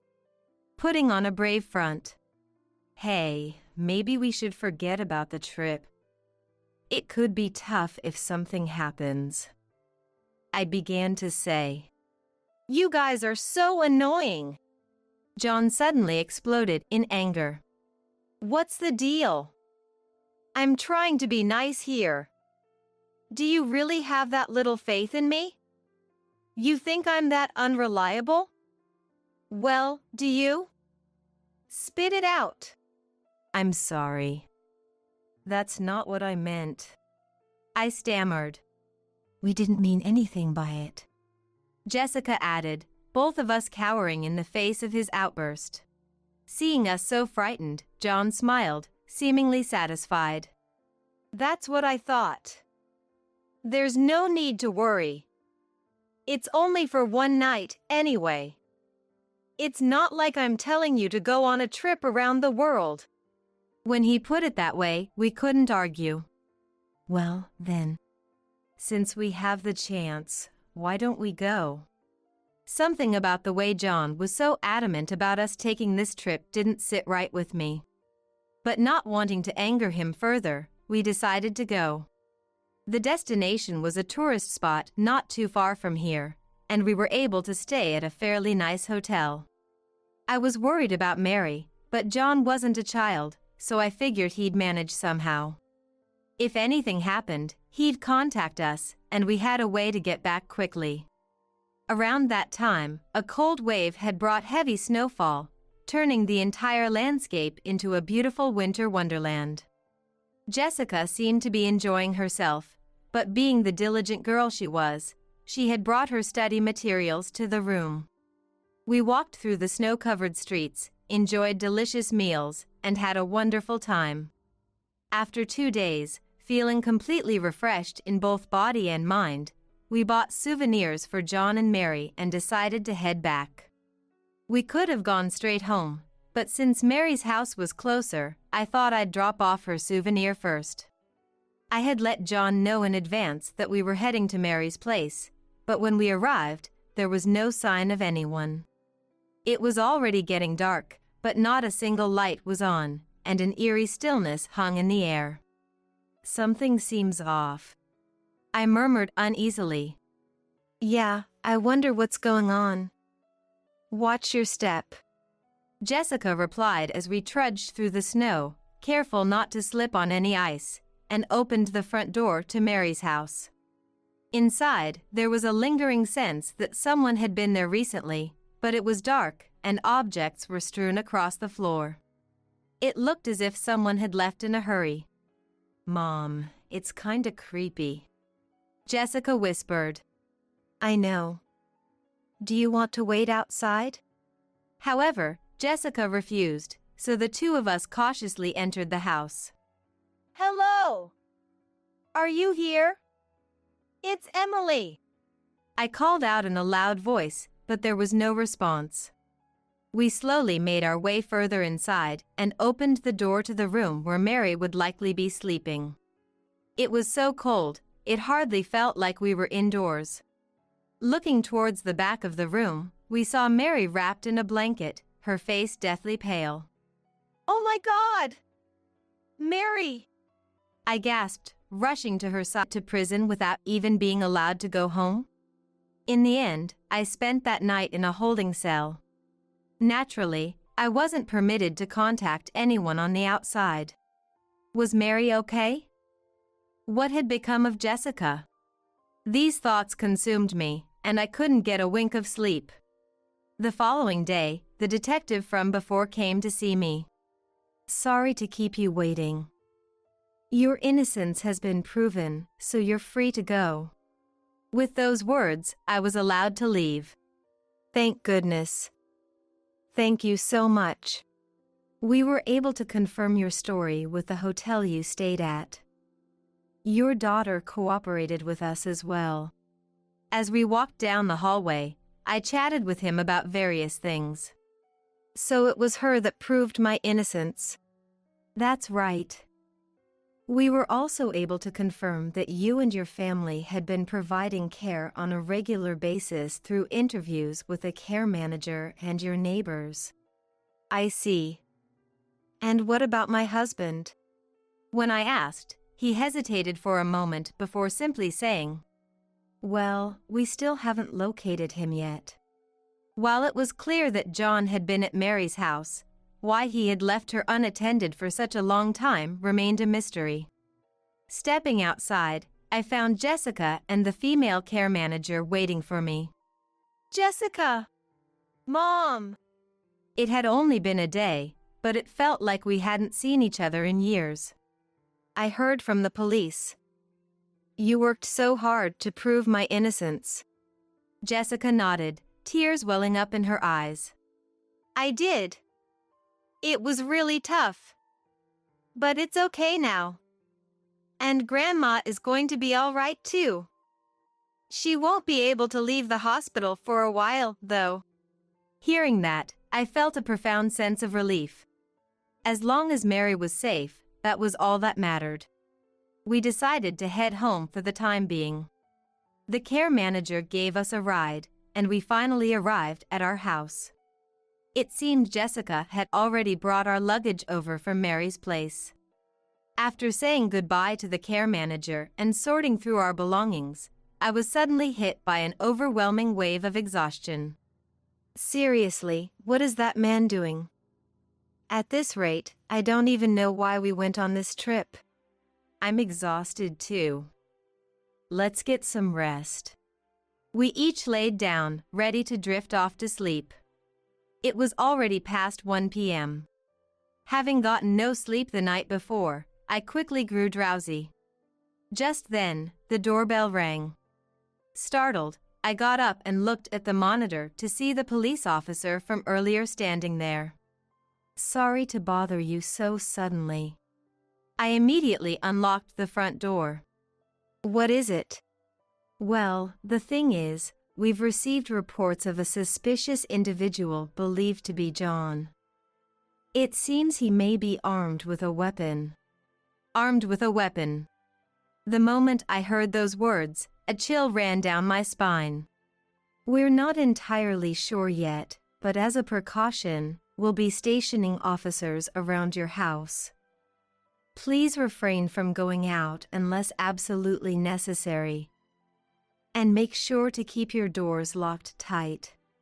With that, he closed the door. I immediately explained the situation to Jessica, and we checked all the locks in the house.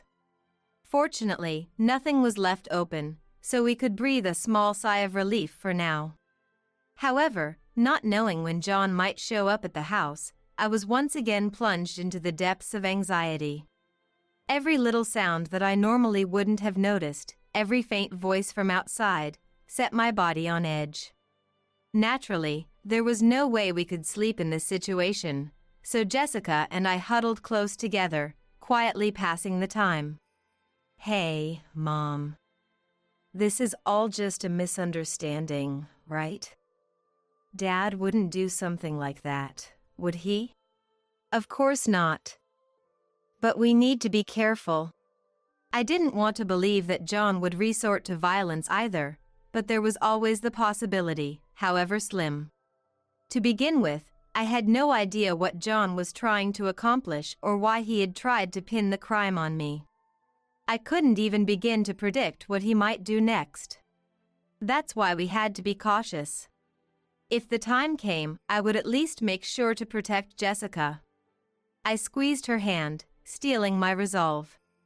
From that point on, time seemed to crawl by at an agonizingly slow pace. As evening gradually approached, my smartphone rang with a call from the police. Hello?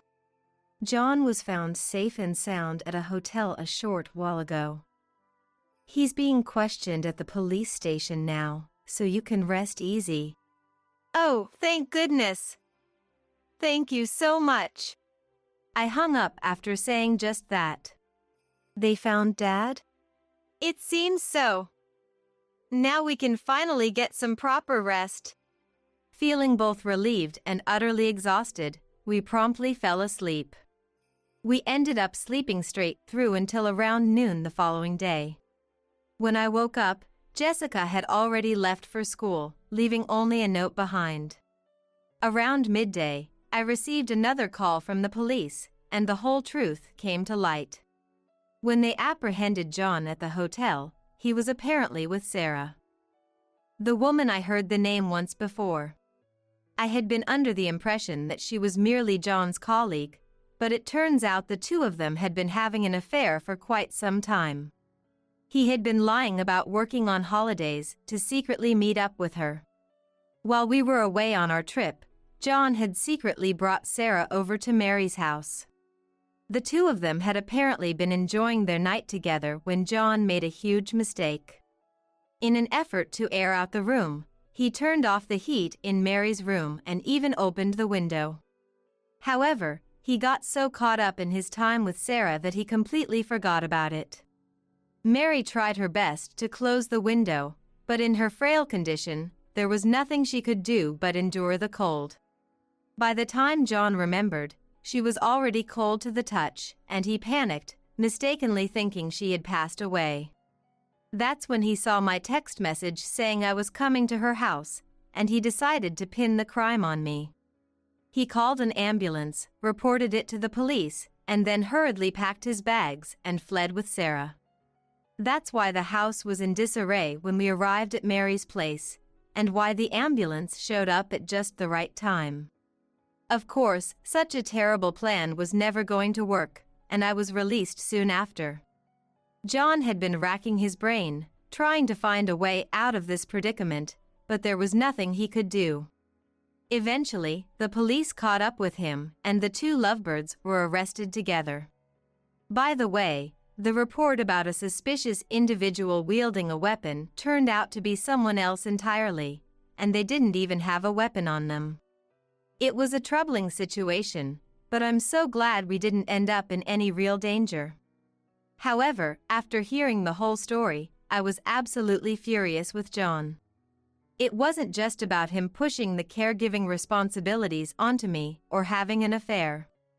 Of course, those things were unforgivable too, but more than anything, I couldn't forgive him for putting Mary's life at risk. I couldn't bear the thought of continuing to live with a man who would treat his own mother so cruelly. So, I decided to hire a lawyer and go through with divorcing him.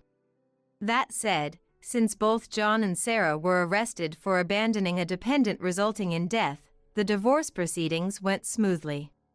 We finalized the divorce without issue, and I demanded a substantial sum in compensation from both of them. Sarah's parents apologized to us and shouldered the compensation payment from the divorce trial. As for John, in addition to the division of assets, I made sure he paid for Jessica's college expenses and the remaining child support. Their sentences were somewhat lighter since Mary managed to survive, but they still received suspended prison sentences. Naturally, they were fired from their jobs, and with their actions becoming public knowledge, they'll likely have to live a quiet life for the foreseeable future. As for John, not only Mary but his other relatives have also cut ties with him. There's no doubt he'll be spending the rest of his life in solitude. With that, everything was resolved, but so much had happened over the past few months that it was an incredibly busy time. Finally, Mary was cleared to leave the hospital, and the three of us started living together again. I feel terrible for causing you so much trouble again. I guess I'm tougher than I look, Mary said, still seeming hesitant about receiving care. What are you talking about? You don't need to worry about that. But Emily, you got divorced, didn't you? Doesn't that make me an outsider? You don't need to waste your time on someone like me. That may be true, But the gratitude I feel for all the support you've given us over the years hasn't changed.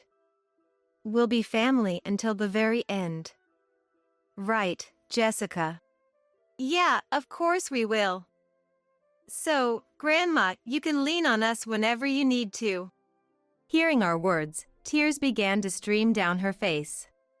Oh, thank you. I really am a lucky woman. I'm so glad I'm alive.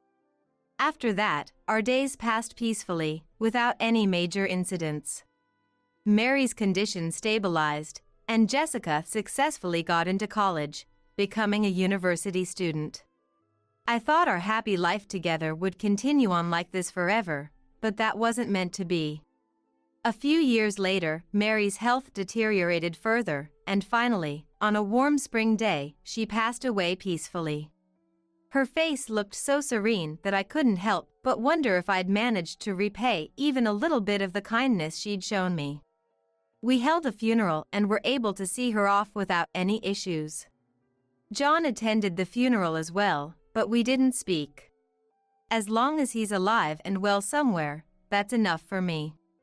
As Jessica and I were going through Mary's belongings in her room, we found a will. It seems she had secretly written it, expressing her gratitude to us and leaving us all of her assets. Reading it, Jessica and I quietly shed tears. We were truly glad that we had been able to see her off properly. Mary may be gone now, but we've decided to live happily, for her sake as well as our own. I forgot to buy it. My husband, William, laughed merrily as soon as I cornered him. He must have deliberately not bought only my ticket. Oh, William, you klutz. Carol, my mother-in-law, was laughing so hard, holding her stomach, as she called out to William. Everyone was laughing uproariously, and I felt really sick. That's fine. I'll just go home, I said with a sigh. Do that. A fancy hotel doesn't suit someone like you, right? It's for the better. William was smiling. Don't go dining out alone and splurge, okay? I'll be checking the receipts afterward, Carol said with a laugh and a condescending tone. All right, now that it's decided, let's hurry and go. Donald, my father-in-law, cheerfully called out to William and his wife, and they headed to the boarding gate. How low do these people think of me? I can never forgive them. I took out my mobile phone and called someone. Surely, the three of them will regret this. I am Jessica. I turned 50 this year. Currently, I live with my husband, William. Donald and Carol live nearby, about a 15-minute walk from our house. I met William over 20 years after becoming a working adult. In my current job, I'm in charge of sales. Recently, I haven't been able to achieve my sales targets, and going to work every day has been depressing. Naturally, my spirits are low. Under such circumstances, sales don't follow. Being scolded by my boss for poor sales performance only made me dread going to work more. I felt like I was caught in a negative loop. That's when I met William. We met in the break room of the 10-story building where I work. This building houses several companies, and there's a communal break room on the 3rd floor. During lunch break, female employees from other floors would eat sandwiches they brought. After being scolded by my boss, I would often rest in this break room. And today, after failing to meet my sales targets again and being loudly scolded by my boss in front of everyone, I was sitting alone on a chair, feeling down. Then William approached me. Are you okay? You look so gloomy.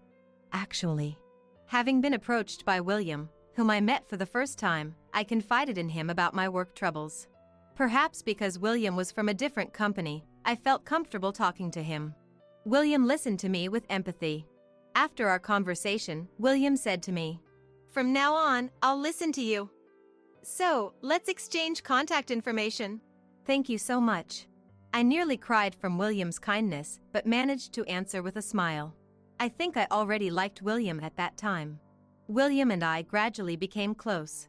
We started dating and, after a while, began a relationship. Then, a year into our relationship, William proposed, and we decided to get married. As soon as we decided to marry, we met Donald and Carol. We're looking forward to it. As for helping us out, just do what you can without overdoing it.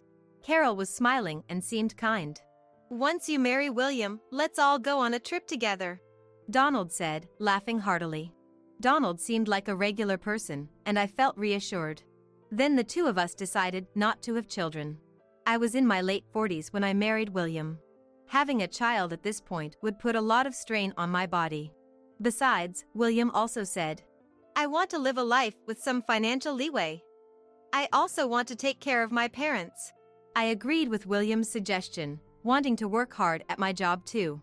And so, we bought a new house together. We combined our savings to buy it outright, though it was a small house. Would become even happier. I believed so. However, I came to realize that it was all an illusion. Since getting married, I've been frequently troubled by Donald and Carol. For example, their sudden visits. Ever since William and I bought our house and started living there, Donald and Carol would come over without contacting us first. Then, they would point out in detail how I was lacking as a housewife. At worst, they would open the fridge and closets without permission and check their contents. Then they would scold me while screaming, What's with this fridge? There's only cheap supermarket beef in here. You're feeding this to William? Carol would scream upon opening the fridge today, as usual. Well, we can't exactly buy expensive meat all the time. We used up our savings because we bought the house outright. That's why we're trying to save as much as possible. So, when Carol complains like that, it puts me in a difficult position. I had no choice but to endure Carol's criticisms. Then, one day, once again, Donald and Carol came to our house. As usual, Carol brought a large paper bag, intending to take something from our house. Initially, Donald and Carol would come empty-handed, but after a few visits, they started bringing a large paper bag. And every time, they would take away a large amount of food and daily supplies from our house. Everything Donald and Carol took was paid for out of my wallet. I was becoming increasingly uncomfortable with Donald and Carol's lack of restraint. As I was feeling bewildered by Donald and Carol, Carol picked a dress from my closet. What is this dress? It looks expensive. You're wasting money again. That's... I couldn't help but raise my voice. Carol was holding and showing off my dress. Seeing the dress, I turned pale. Carol, please don't open it without permission. And that dress is a birthday present from my mom. Please, give it back. I desperately tried to get the dress back from Carol.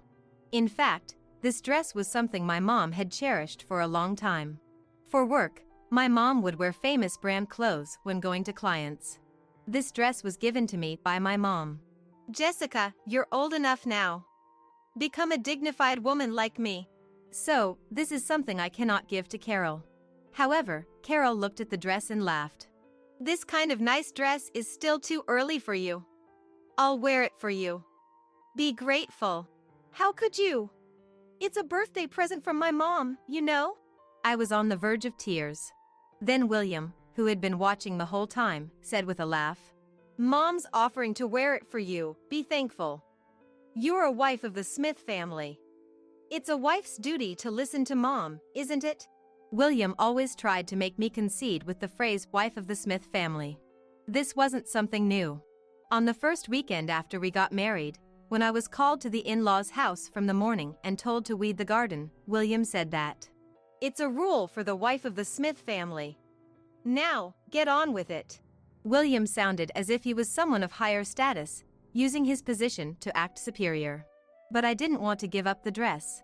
As I stayed silent, feeling humiliated, Donald said authoritatively, William took an older wife, and we can't even see a grandchild's face. At the very least, doing us favors is your duty, isn't it? Even though I'm the same age as William, Donald's notion that it's okay for a man but not for a woman irritates me. Yeah, exactly, Dad's right. So, give the dress to Mom. William nodded as if it was only natural. How terrible! There's not a single ally in this house. No matter what I say, I'm made out to be the villain. Carol was happily putting the dress into the paper bag. So, I reluctantly complied with William, Donald, and Carol. And the problem isn't just Donald and Carol. There's also a big problem with William. Recently, William has been coming home late, and there have been many days we haven't eaten dinner together. I'm home. Today again, William comes home at 1 a.m. in a good mood. He must have been drinking. His face is red. Welcome back. I greet William with a puzzled look. William, without caring about how I feel, spoke to me. I'm going to take a shower. Can you put away my bag for me? William hands me his bag and heads straight to the shower. It's always like this, I say in disbelief as I go to put his bag in his room. Then, I heard a notification sound from a mobile phone inside the bag. William left his mobile phone in his bag again. William always carries his mobile phone with him, but today, perhaps because he's drunk, he forgot it in his bag. If it's an emergency work call, it could be serious. I gently take William's mobile phone out of the bag. And as I look at the screen to check, I freeze. What is this? Displayed on the mobile phone was the name Lisa. Today was so much fun. But it got late, haven't your wife noticed? I'm worried. Love, Lisa. Reading this text, I was convinced of William's affair. Then, there were several more texts from Lisa. Some of them were explicit, and it became clear that William had been cheating for a long time. I took photos of the mobile phone screen expressionlessly, one after another. I thought this would be useful as evidence of William's infidelity when the time comes. However, this alone wasn't enough as proof. I sighed. Besides, I'm already 50, and it would be difficult to remarry after leaving William. Without children, the thought of being alone from now on was mentally tough. What should I do now? Holding William's mobile phone, I was at a loss. Then one day, William said to me, "The anniversary of Mom and Dad's wedding is coming up. Hurry up and plan the trip." William expected me to act as if it were a given. I understand. I could only nod in agreement with William. Every year, we present a trip to Donald and Carol for their wedding anniversary. Of course, William and I also accompany them, catering to Donald and Carol. We have been booking the same hotel every year, and I plan to book it again this year. But then, William suddenly said something unexpected. "That's right. Since it's the 50th anniversary of Mom and Dad's marriage this year, book a special hotel for them, will you?" "What?" I was bewildered. The usual hotel was already quite high grade. Moreover, the cost of the hotel is all paid from my salary. William would say, "Paying for the trip and showing filial piety is the role of a son's wife. It's my role to have fun there and show them a good time." That's why booking a too expensive hotel would only increase my burden. As I was puzzled, William said in a bad mood, "It's their 50th wedding anniversary. Don't you have any respect for my parents?" William continued to nag, insisting on how I lacked awareness as a wife. Exhausted by William's lecture, I simply replied, "I got it," and ended the conversation. When thinking of a higher grade hotel, only one hotel came to mind. The reservation process for it was a bit special. After successfully making the reservation, I approached William.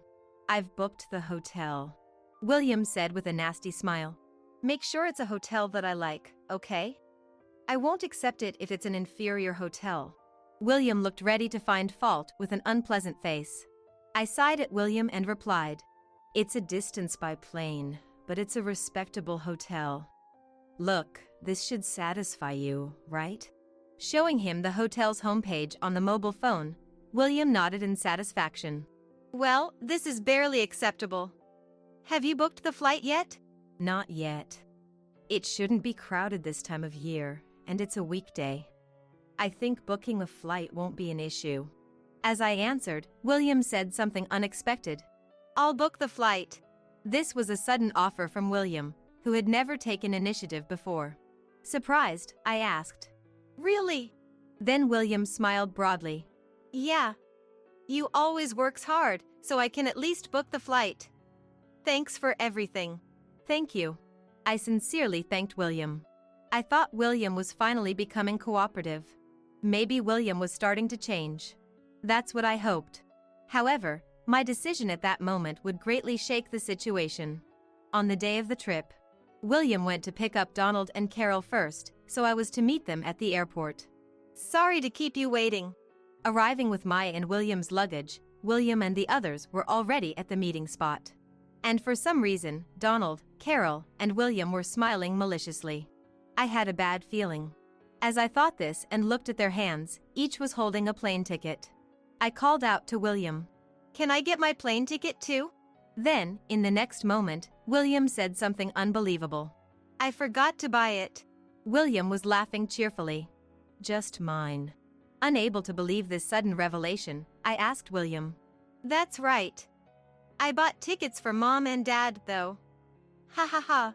Saying so, William sported a malicious grin. That attitude made me realize he must have deliberately not bought only my ticket. "William, you're such a klutz." Carol, laughing so hard she was holding her stomach, called out to William. Everyone was laughing uproariously, making me feel really sick. "That's fine. I'll just go home," I said with a sigh. Do that. A fancy hotel doesn't suit someone like you, right? It's actually for the better." William was smiling. "Don't go dining out alone and splurge, okay? I'll be checking the receipts afterward," Carol said with a laugh and a condescending tone. "Well, now that it's settled, let's hurry and go." Donald happily called out to William and the others, and the three of them headed to the boarding gate. How low do these people think of me? I can never forgive them.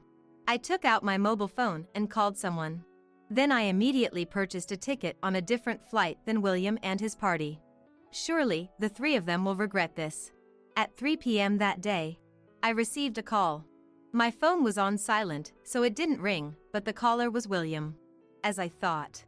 I laughed maliciously and ignored the call. Actually, the flight William and his party were booked on was a morning flight. Check-in was at 3 p.m., so they probably planned to enjoy some sightseeing upon arrival. I, however, headed to the luxury hotel they were planning to stay at before them. And at the luxury hotel, I approached a certain person waiting there. "Mom. Sorry for the sudden visit." That person was my mom. I apologized to Mom as soon as I saw her. "What on earth are you doing, Jessica? You went to all the trouble of booking this high-grade hotel. Now you're saying suddenly you can't stay?" Mom asked, looking exasperated. Actually, I told Mom about everything that William, Donald, and Carol had done. I also mentioned how Carol had taken the dress Mom gave me. Then, visibly angry, Mom declared, "I will never forgive them. I'll get that dress back." Then Mom and I plotted a plan. We earnestly requested the cooperation of the manager, Stephanie. Once we had a rough plan in place, William and his party arrived at the hotel. I spotted William and discreetly hid behind the front desk.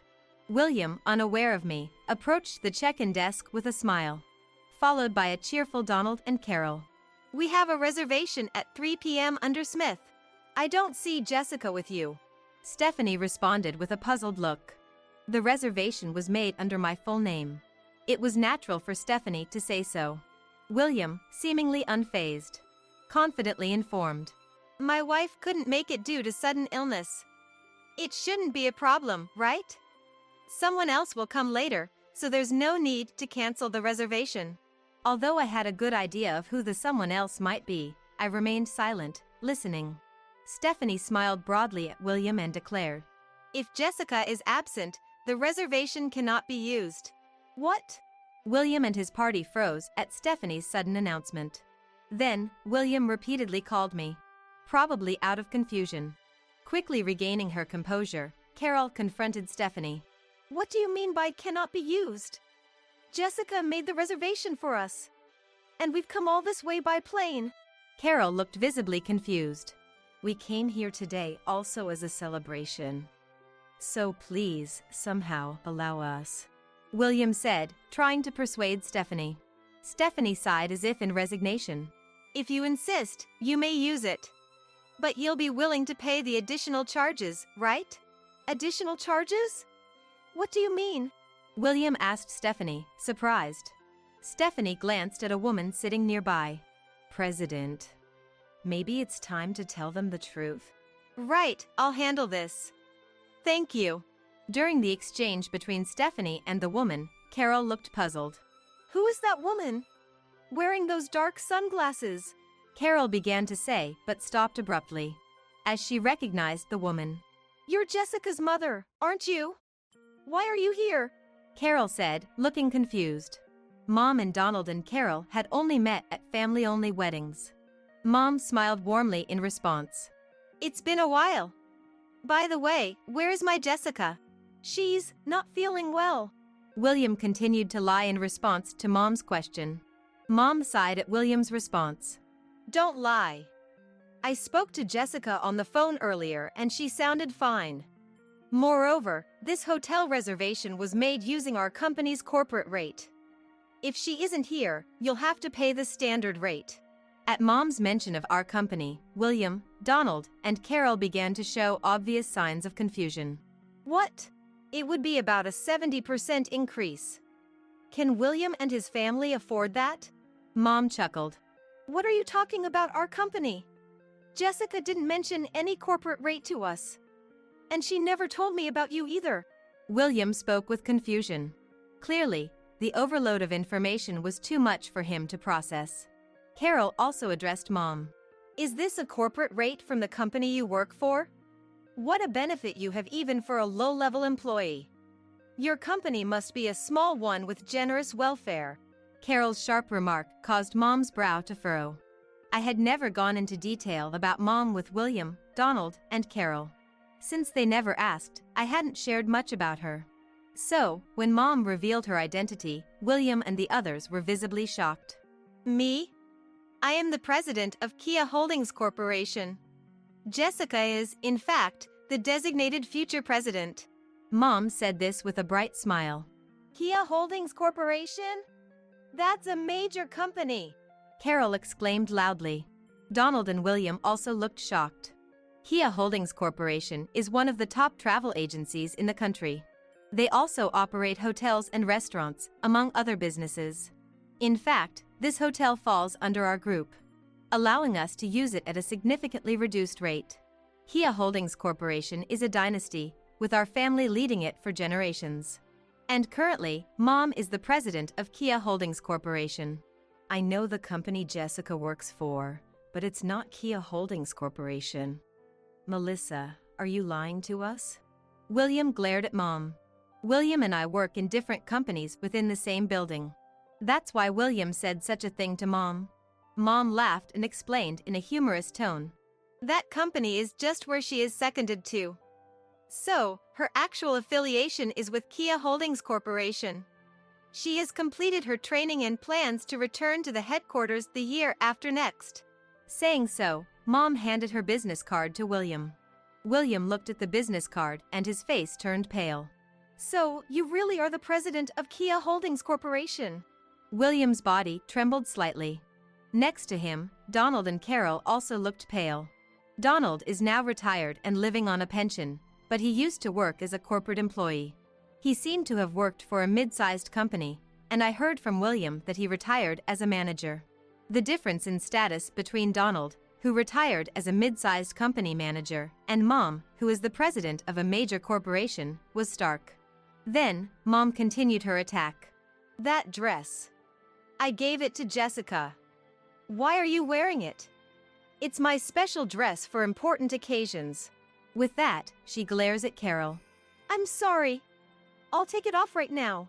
Carol, turning pale, hurriedly looks for a place to change. After quickly changing, she returns the dress to Mom. If there's even a slight fray, I'll be billing you for the repairs, understand? Yes. Carol replies meekly to Mom's declaration.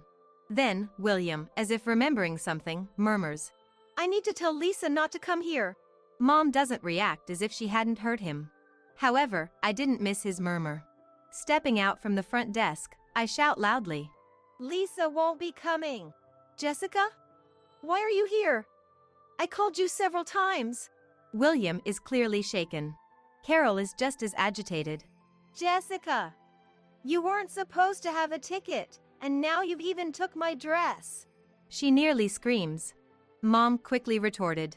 The dress was Jessica's to begin with. It's not yours. Donald is also quite flustered. Kia Holdings Corporation, that's a bigger company than the one I worked for. And she was the president. He says, disheartened. Prideful as he is, the revelation probably wounded his ego. I came on a different flight. To get revenge on you all. I say with a smile. So, Lisa not coming is? I made sure she wouldn't come. Right after you all left on the plane this morning, I called her. The day I found out about William's affair through his mobile phone, I discreetly visited a detective agency and requested an investigation. I obtained Lisa's contact information along with the investigation results. I had planned to talk to Lisa directly at some point, but this occasion prompted me to call her directly. After our conversation, Lisa made a decision. I calmly tell William the truth. Lisa has decided to break up with you. After I contacted her about compensation, she apologized. I was only after William for his money. I was never serious about someone old like him. Lisa was still in her 30s. The reason she dated William, who was 20 years older, was for his money. She was attracted to the idea of being treated to meals and receiving brand items from him. Lisa had been quite clear. He invited me to travel with his parents, so I thought it was time to end things. I didn't want to marry William anyway. Hearing this, William was shocked. That's a lie, right? I was thinking of divorcing to be with Lisa. William. Carol consoles a stunned William. Donald also shows sympathy towards William. Mom and I look on coldly at the three of them.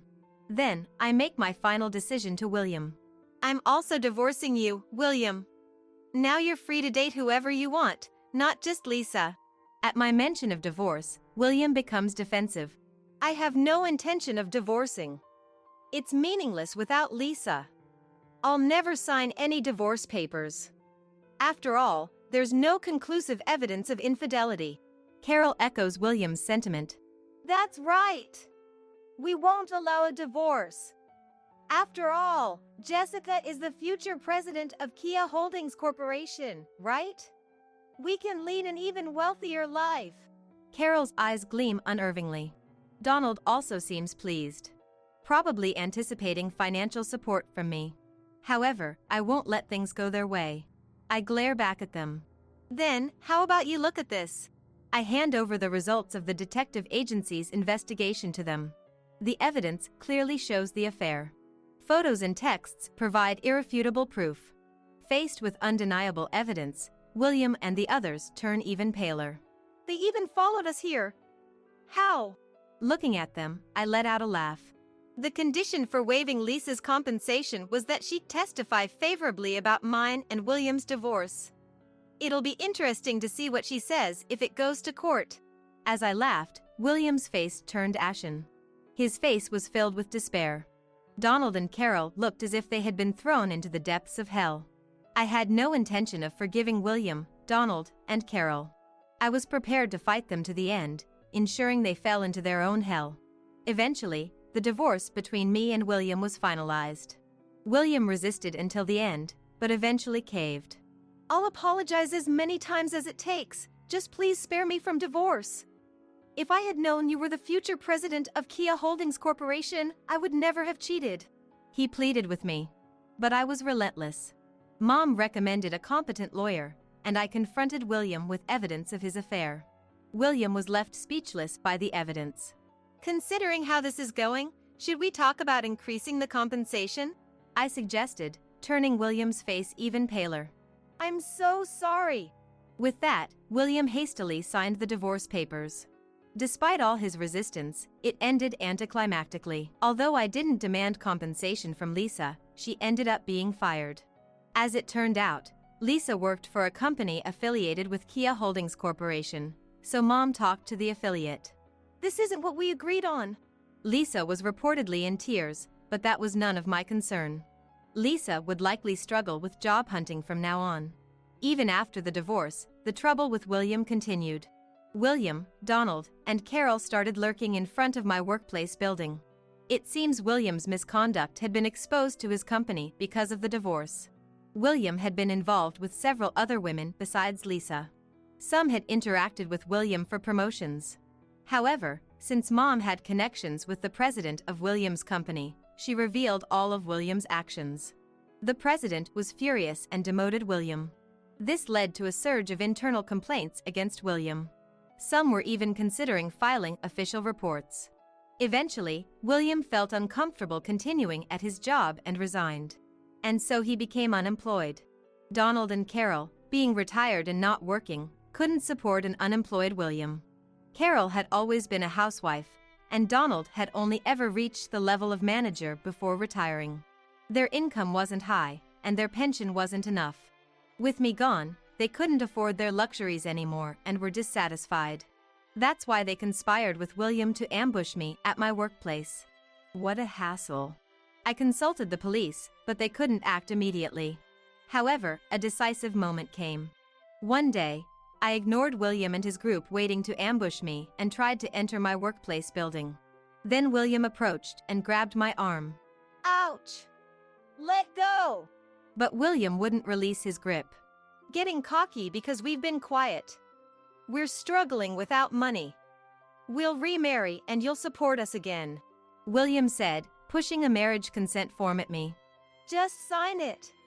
It's for our sake, so hurry up and sign. Carol also grabbed my arm, forcing a pen into my hand. Don't even think about running away.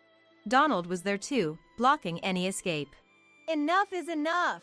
As I was struggling, a voice called out. William and the rest of you, stop it right now. It was Mom. Mom. Relief washed over me as Mom arrived to help. Mom always came to my rescue. Security! Over here! Mom called for the security guards. Ah! Donald and Carol panicked and ran off. The sight was pitiful. Don't leave me behind! Only William's cries echoed as he was left behind.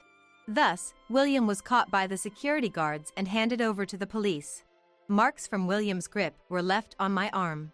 Because of that, I decided to file a report this time. Donald and Carol may have escaped, but the police will likely contact them soon. William, Donald, and Carol have acted in a manner that will lose them social credibility. With no jobs, their future looks bleak. Since then, I have returned to the headquarters of Kia Holdings Corporation. William's whereabouts have become unknown after that incident. He seems to have fled to avoid arrest by the police. Donald and Carol returned to their house after the incident. Therefore, the police visited their house to hear their side of the story voluntarily. For my safety, I changed my workplace. Although I could have continued working at the same company, I was supposed to return the year after next anyway. Mom decided it wouldn't be a problem to return now. Since returning to the headquarters of Kia Holdings Corporation, my days have been bustling. During my secondment, I was involved in various job functions such as sales, accounting, and planning. I thought I had gained a considerable amount of experience, but the scale of the headquarters is completely different. Every single number is on a different scale, so there's a constant sense of tension. However, I have a reliable ally. Jessica, we're going to visit our clients. You need to get your face remembered quickly. Mom calls out to me. I'm coming. I hurry to follow Mom. This busyness helps me forget the painful past with William and the others. And I'm nothing but grateful to Mom, who has helped me through tough times. To repay Mom, I continue to look forward today. Sally, you know what? If I can find evidence of how badly you've treated me, the law states that I could get an increased alimony in the divorce settlement. Wow, you're such a terrible person. But considering our future life together, I guess that's the best way to go about it. I never imagined that behind my back, Tom was having these kinds of conversations with his mistress. He's completely ignoring his own infidelity while trying to frame me as the one at fault, just so he can get a bigger slice of the alimony pie. I feel pathetic for not seeing through his true colors sooner. But I can't afford to wallow in self-pity forever. I have someone precious I need to protect. No matter what, I have to safeguard my life with Henry, and I won't rest until I make that man pay for what he's done. That cheating bastard who's been having the time of his life, and that homewrecker who shattered my family while I was struggling with infertility treatments. I'll never forgive them. I'm Maria. I'm a working mom and I will be turning 37 this year. Living with my husband Tom, who's 6 years older, and our only son Henry. It's been 15 years since I graduated college and started working full-time at a welfare organization. Every day is a whirlwind of work and mommy duties. The welfare group I work for exclusively uses office supplies from the manufacturer Tom works at. So Tom and I go way back. Tom is a salesman at a major stationery company, and he's got a real way with words. When I was a newbie, I was at the very bottom of the totem pole. Ordering supplies, dealing with manufacturers, all the grunt work fell on my shoulders. That's when I met Tom. Thanks for everything, as always. You know, Maria, I've always thought you have a beautiful smile. Flattery will get you nowhere, mister. What's with the sudden compliment? I'm just the type who blurts out whatever that's on my mind. I bet if I had a meal with you, it would taste dozens of times better than usual. Back then, Tom was popular with the other female employees and super handsome, so I certainly didn't mind being complimented like that. Smooth talker, huh? Well then, how about we grab a bite sometime? You like your booze, don't you, Tom? How'd you know that? That sticker on your phone, it's from that wine event, right? I went to that too. We really hit it off chatting about the wine event and started going out for drinks after that. The more dates we went on, the more naturally the topic of marriage came up. I was 25 and Tom was 31 when we tied the knot.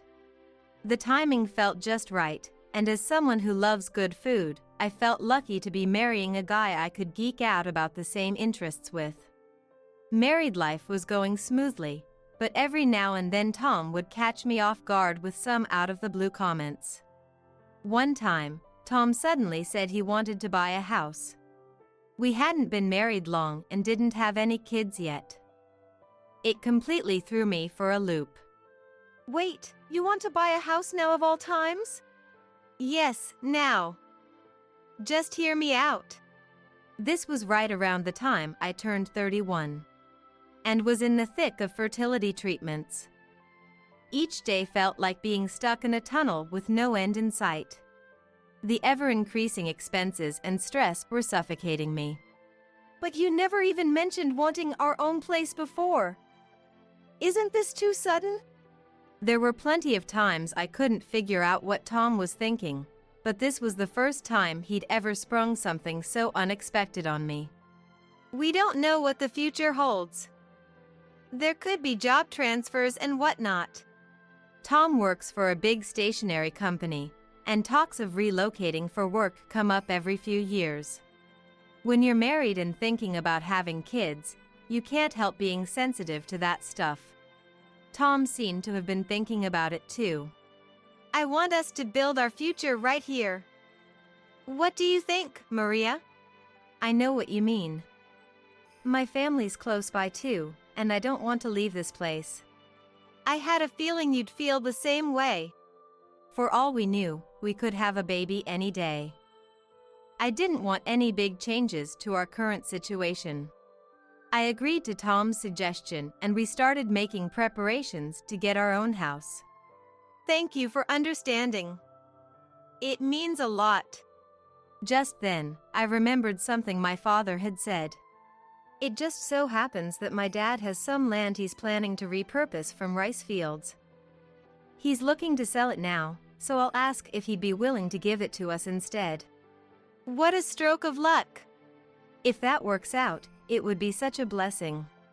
When I consulted my father about the land and building our own home, he gladly agreed to hand it over to us.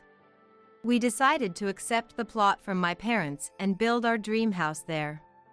The only issue was whose name to put on the deed. Due to his student loans and other debts, Tom didn't pass the screening for a mortgage. It was an unexpected hurdle, but we were both determined to build our home no matter what. The thing is, I've got some money I've borrowed, so I can't qualify for a mortgage. Would it be okay to put it in your name, Maria? I'm working too, so I think it'll be fine. I'll apply under my name then. In the end, the mortgage went through under my name and we were able to build our house without problems. 2 years after moving into our new home, we welcomed our long-awaited baby boy. I was increasingly grateful we had our own place. But there was one thing that nagged at me. During my fertility treatments, there were times around my pregnancy and delivery when I couldn't get in touch with Tom. It wasn't uncommon for my messages to go unread for days. Is it really possible for a regular office worker like Tom to be unreachable for days at a time? But I figured there was no use in dwelling on it. With our new house to pay for, I continued working while raising Henry. Juggling a full-time job with dropping Henry off at daycare could be tough at times, but thinking of Tom and Henry gave me the strength to push through. Today is another day to pick up Henry from the daycare center. Tom always seems to be swamped with work, so the daycare drop-offs and pickups have pretty much become 100% my responsibility. Mommy, you're here! Henry, I missed you so much. The moment I pick him up is pure happiness. Sometime after Henry had gotten used to going to daycare, Tom suddenly brought up the idea of extracurricular lessons for him. Hey, what do you think about signing Henry up for gymnastics classes or something? Huh? Gymnastics? Why all of a sudden? I asked as Tom scratched his head. I mean, it's good for boys to be physically coordinated, right? It'd be sad if he got called slow or clumsy because he's not athletic. I'm not particularly athletic myself, so the thought of sending him to gymnastics never crossed my mind. But Tom had a point. Being physically capable certainly can't hurt. It's important to make sure kids don't develop an aversion to sports while they're young. This gymnastics school seems to have a good reputation, Tom said as he showed me a social media video. It featured a teacher dressed like an idol, smiling and dancing as she introduced the facilities.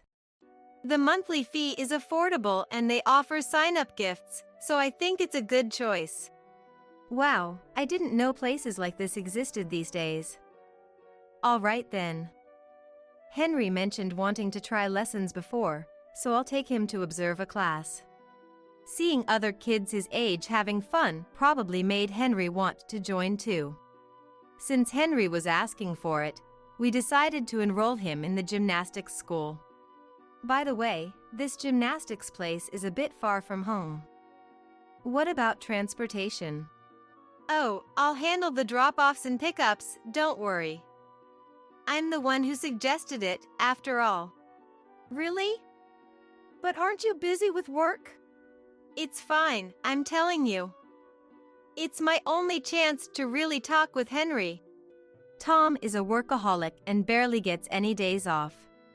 Coming home on the last train every night is the norm for him. So for him to volunteer for this was enough to make me wonder what brought about the change. Things have settled down at work lately with some departmental shuffles and restructuring. My new boss is more understanding if I explain the situation. I see. So it's okay to leave the transportation to you? Of course. Leave it to me.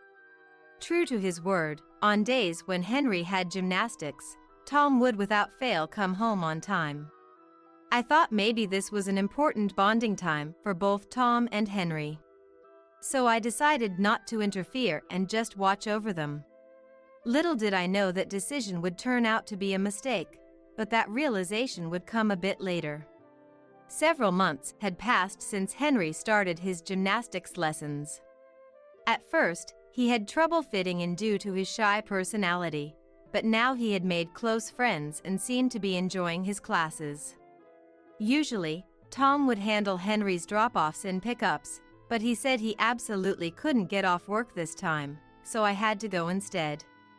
The destination was saved in the car's GPS, so I wouldn't get lost, but since it was my first time going, I felt a little nervous. When I arrived at the gym, Henry was so engrossed in practicing his cartwheels that he didn't even notice me. He would almost nail it, but then tumble over. As I stood there transfixed by his repeated attempts, I sensed someone approaching me. Hello there. Thank you for always taking care of my son. It was the woman dressed like an idol who I had seen in the facility introduction video Tom showed me before. I hadn't met her during Henry's enrollment process, so today was our first encounter. Dad's not here today, huh? Is this your first time, Mom? I'm Sally, she said, all while intently looking me up and down. I'm not used to being stared at so intensely, so it made me oddly nervous. Unable to bear her appraising gaze, as if she were sizing me up, I decided to strike up a conversation. My husband usually handles the transportation, but he said work would run late today, so I'm filling in. We really appreciate you looking after Henry. Is that so? But is he really at work today? Sally's eyes were sharp as she looked at me. Huh? He definitely said it was for work. He always comes home on time every Tuesday for this gymnastics class, but I guess today just didn't work out. At that, Sally broke into a smile and clapped her hands. I see. He really is a great dad, isn't he? Something about the way Sally said that with a nasty grin rubbed me the wrong way.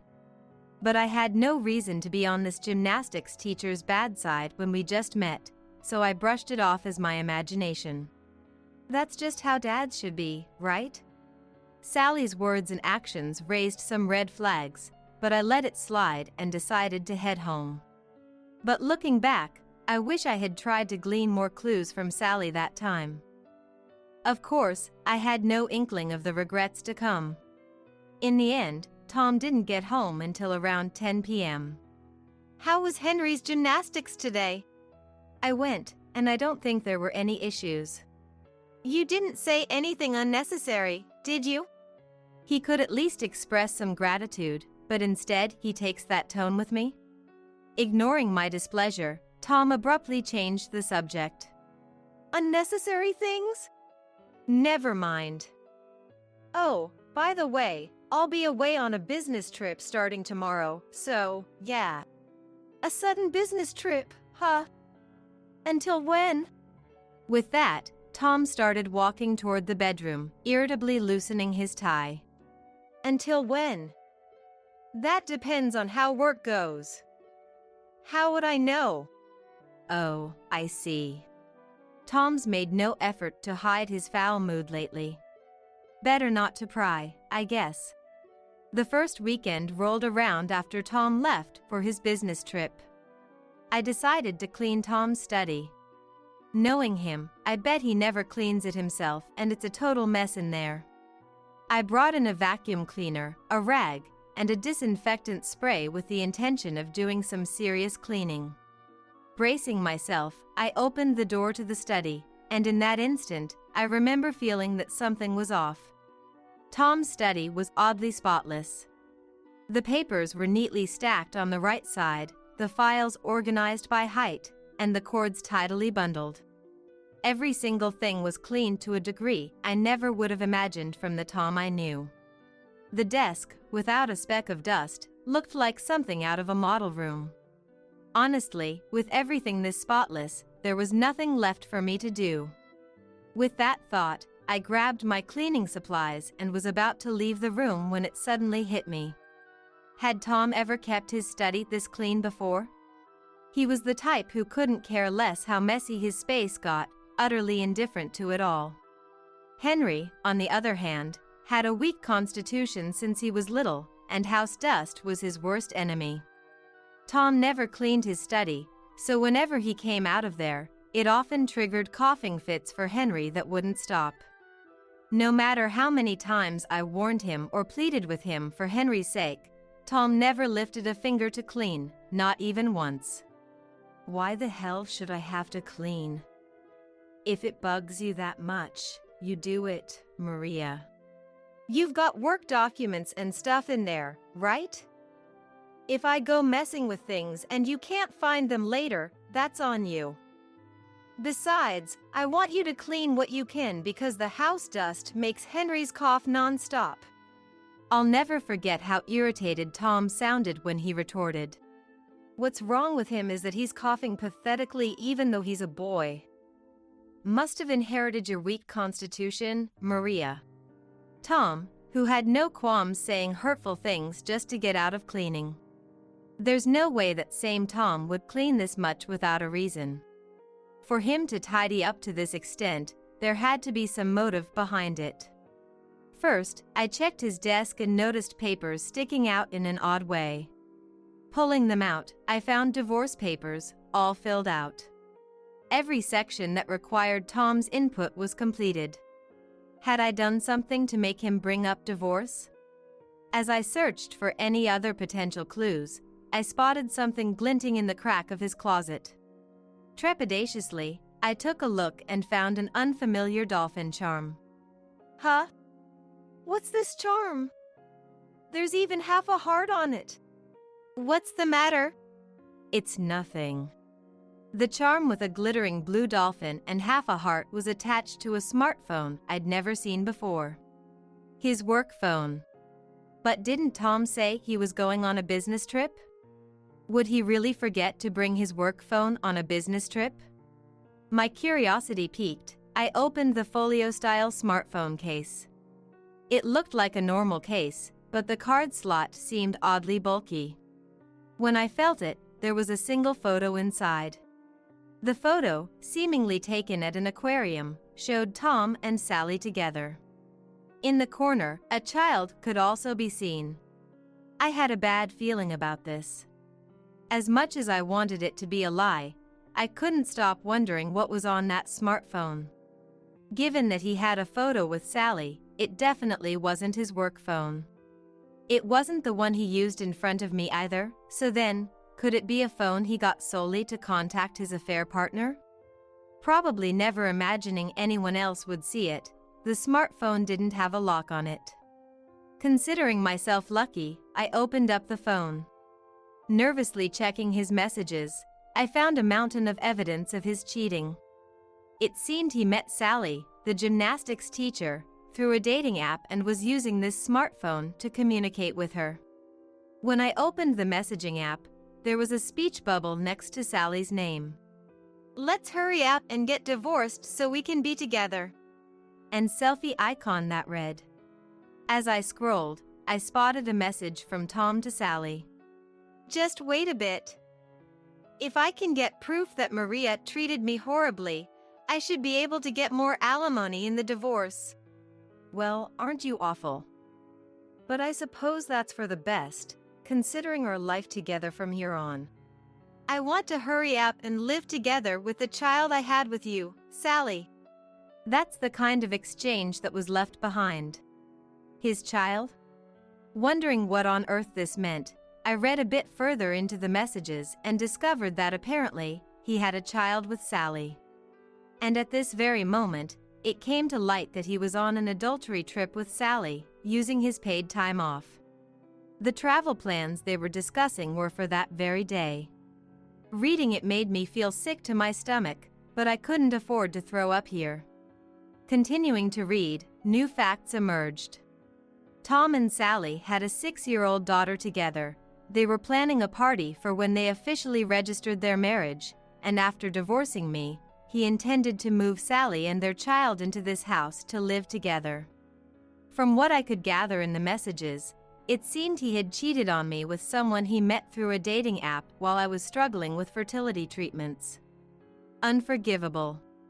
Along with my disillusionment with Tom, I could see what I needed to do. I had to protect my life with Henry.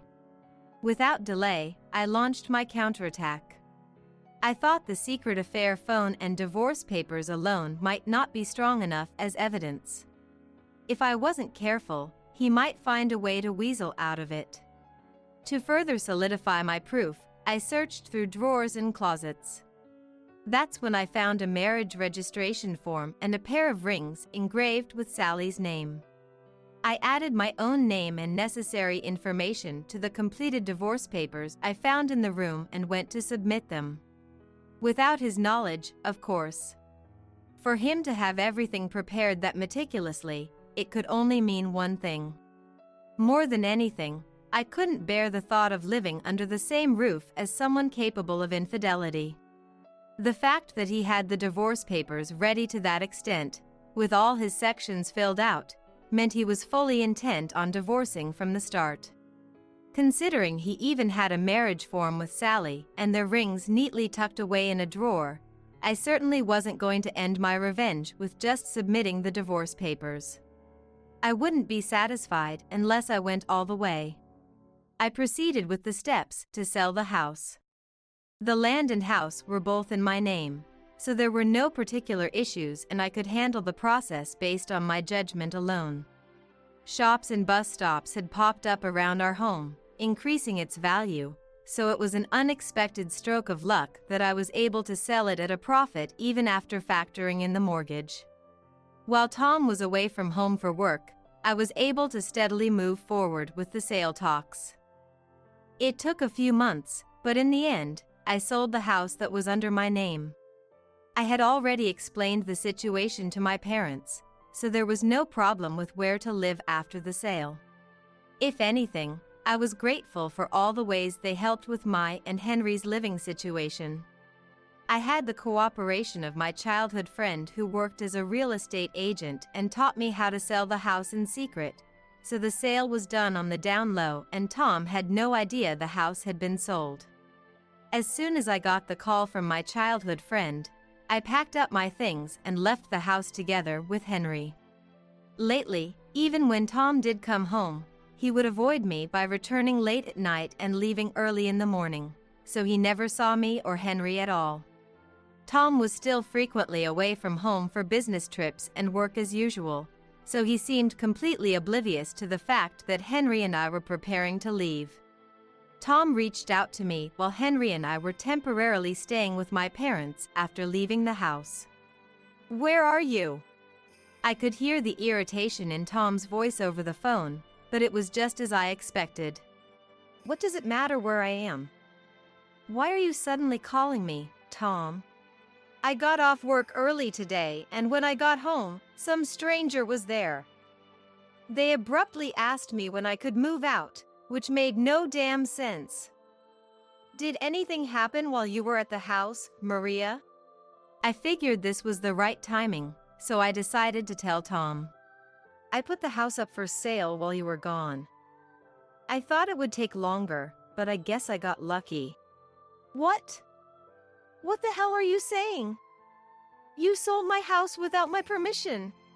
I was appalled by Tom's words. He seemed to be under the impression that it was his house and couldn't contain his anger. You think you can get away with doing whatever you want without asking the man of the house? Man of the house? Who? I couldn't help but retort. Your house. What are you talking about? It's my house. I already know you've been hanging out at your mistress's place every day, Tom. What's that supposed to mean? It's creepy how you've been sneaking around. I could hear him click his tongue on the other end of the line. What proof do you have that I'm cheating? And with no house, where the hell do you expect me to live? I don't need to spell it out for you here. Just don't forget that the land and house were in my name, got it? I don't care where you live, Tom, but hand it over pronto. What the hell do you take me for, Maria? A complete stranger. I submitted the divorce papers, by the way. Go shack up with your mistress and that should solve everything, right? The one you were fooling around with while I was suffering through treatments. I won't even ask for alimony, so count yourself lucky. Then, unable to contain his glee, Tom started talking over the phone. I couldn't care less about you, Maria. Do whatever you want. I never planned on paying alimony anyway. After hearing Tom's words, I hung up the phone. Not once did he bring up Henry or show even a shred of concern for him. I couldn't forgive Tom for that. Honestly, I had even thought that as long as I could quickly leave Tom behind, driven solely by my own pain, that would be enough. But I realized that was the wrong approach. I had to find a way to hurt Tom, who didn't spare a single thought for Henry and acted like he didn't even exist. Somehow, I wanted to make Tom pay. That's when I got some good news from an acquaintance at the gymnastics school. Apparently, Sally was planning a wedding party and inviting her close friends. It seemed Sally was connected with some of the gymnastics school moms on social media. She had supposedly made posts on there hinting at a party she was planning at a rented-out wedding venue. An acquaintance gave me her account info, so I checked it out right away and saw Sally's posts gushing with happiness. The joy of marrying someone you truly love. From the way she was posting, you could tell her head was filled with bliss. Following her social media posts, I was able to find out the wedding party's location and date, so I decided to crash it that day. On the day of the wedding party, I was at the wedding hall in the neighboring town. Henry and I had been eagerly awaiting this day. I couldn't believe he cheated on me without any regard for our family, and his mistress had to be our son's gymnastics teacher of all people. Let's go. Yeah. Mom, can you tell him directly? Yep. And Henry, you don't need to push yourself, okay? Henry looked at me and smiled. Mom, I thought something might be up since you always seemed down when Dad was around, but don't overdo it yourself, okay? The wedding hall had an open setup, so it had a welcoming vibe like anyone could come in. When I dropped Tom's name, I was immediately led into the venue where they were introducing the bride and groom's profiles. They spun the story of how Sally met Tom while working as a gymnastics instructor in an unfamiliar place as a single mother, finally reaching the goal of marriage. Watching the meticulously crafted profile video made me want to hurl, but I couldn't afford to lose it here. I made my way through the crowd and reached where Sally was. Sally had just finished talking with a friend and was standing alone, so I thought the timing was perfect. I approached from behind and tapped her on the shoulder. The way Sally's face stiffened when she turned around still makes me laugh to this day. Long time no see, Teach. How've you been? I'll never forget the shocked look on Sally's face when she saw me. What? No way. Henry's mom? Why are you here? I should be asking you that. Throwing a wedding party like this. So you're the one Tom's remarrying, huh? For a moment she looked uncomfortable, but quickly replied. We just had a fateful encounter while I was working at the gymnastics school. The only difference is timing, but I was his destined partner, you see. I hear you have a child, Sally. So you and Tom are getting married with kids in tow? It's just like we showed in the profile video. He loves me, child and all, so I decided to marry him. The child was the one I saw in the corner of the photo tucked in that smartphone case. Watching the kid next to Sally boredly playing games on a phone, it was easy to imagine they hadn't been raising the child properly. I borrowed the mic from the MC and shouted out right then and there. Everyone, I'm Tom's ex-wife who he just recently divorced. Sally says she's remarrying and bringing a child from her previous husband, but take a look at this. I held up a single sheet of paper. I have the results of a DNA test right here. We had it done, and well, what do you know? The connection was proven. The wedding guests started making a commotion. The group that had been boredly drinking until now and the women who were fixing their hair all turned to look at me. Which means your child is not a stepchild to my ex-husband. They were actually parent and child from the start. How does it feel to have introduced the child born from an affair to the real father? What? Why would you say something like that? The human gaze is hard to deceive, and the murmuring only grew louder and louder. I couldn't wrap my head around the nerve of showing up as the father to a child born from cheating. Just moments ago, they were brazenly spinning the tale of a fated marriage in their backstory and profiles, so it was no wonder the guests were watching with shock and curiosity. I'm amazed you were this close. To think you had more than a teacher-student's parent relationship. But I wonder what people at your work will say when they find out the truth behind this marriage. We just matched on an app, okay? Leave it alone. Beside me, Henry was recording the wedding on his phone. I took the phone from Henry and told Sally and Tom. I wonder what would happen if I sent this video to your coworkers. From the looks of it, I bet they have no idea you've been having an affair for years. I showed them the customer inquiry pages on both their companies' websites. Then I operated the phone and attached the video I just recorded. If you thought you could cheat and start a new life scot-free, you're dead wrong, Sally and Tom. You're sending this to our workplaces? What good would that do? Exactly. They'll just think it's some prank video or something. No one can tear apart our destined bond. Undaunted by their words, I continued. You see, I sent this directly to your bosses at work, no, to people even higher up than that. What? What do you mean? I sent an inquiry a little while back and was told they wanted to be contacted directly. We agreed that I would send it like this. Why the hell would you do that on your own? What are we supposed to do now? My promotion was riding on this. Tom clutched his head in frustration, but that's none of my concern. I don't know what you reported to them, but I can't imagine your companies would tolerate infidelity. You better be prepared for the fallout. As I spoke, Tom and Sally glared at me in vexation, but the story doesn't end there. Right after the wedding, the two of them were apparently called in by their respective workplaces. Not only was Tom's path to promotion blocked, I heard he got transferred to a regional branch. Even if he wanted to quit, he has no special skills to speak of, and they saw right through the fact that he couldn't realistically change jobs at his age. As for Sally, she was fired and now has to live on Tom's income alone. Even with a child, he got demoted and his meager salary will make it tough to get by.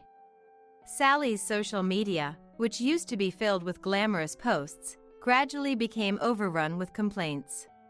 Posts that clearly showed she was mentally unwell or desperately seeking attention started to stand out, and her follower count visibly dwindled. Occasionally, there are blatant posts bad-mouthing me. I bet she hasn't doubted for a second that what she did was wrong. In a way, I'm almost envious she can live her life with such a lack of self-awareness. Now, I used the money from selling the house to buy an apartment where I'm living with Henry. Henry is about to reach the age to graduate elementary school. Our new life keeps me busy with all sorts of things, but I feel like I can overcome it all as long as I'm with Henry. Mom, where should I put this box? Oh, that one goes in the next room. Okay. What should I do with this? Henry showed me a cardboard box filled with Tom's belongings. I was considering throwing it out, but then thought it wasn't right to toss it without permission, so I was stumped about how to dispose of it. As we were sorting through our things, noon rolled around. It's already this late. I'm gonna pop over to the nearby convenience store. What do you want for lunch? I'll pick something up. The new pasta they just released. I've been wanting to try it ever since I saw the commercial. Got it. Actually, let's both take a break and go shopping together. When we walked out to the apartment entrance, I laid eyes on someone I couldn't believe. It was Tom. I had only told a select few people the address of our new apartment, but somehow Tom found out and was standing in front of the building. I nearly screamed when I saw him. Long time no see. I guess he can't shake the habit of trying to act cool. When he saw me and Henry, he raised the corner of his mouth and lifted his hand. That gesture that seemed so suave when we were dating now just looks pathetic. Huh? What are you doing here? Wow, you sound so harsh. Is it so wrong to want to see you once in a while? Once in a while? Henry, and I don't want to see your face at all. He glared at me and then immediately turned to face Henry. About time you started wanting to see your old man again, huh? I know, let's hit up a family restaurant. Order whatever you want, it's on me. Henry brushed off his hand and looked at Tom with an expression like he was staring at something filthy. Don't joke around. Why the hell would I go to a restaurant with you? You? What's with that attitude? You go and cheat without a care, wreck our lives, and now it's all I'm so happy these days. Maybe I should grace my kid with my presence once in a while. Spare us the bad comedy routine. Tom tried to grab us in a fit of anger, but Henry dodged him. In the blink of an eye, Henry had Tom locked in a grapple. What? What's going on? Henry has been practicing Brazilian Jiu-Jitsu since he started elementary school. He's now one of the top-ranked practitioners in the States, so his skills are the real deal. Tom, caught in Henry's self-defense technique, has a look on his face like he can't comprehend what's happening. The way he effortlessly applies the hold with such fluid movements is enough to make even me, his mother, stare in awe. I'm glad I kept up my training all this time, thinking I'd protect Mom from getting hurt. Let go of me! You think it's okay to use violence against your father?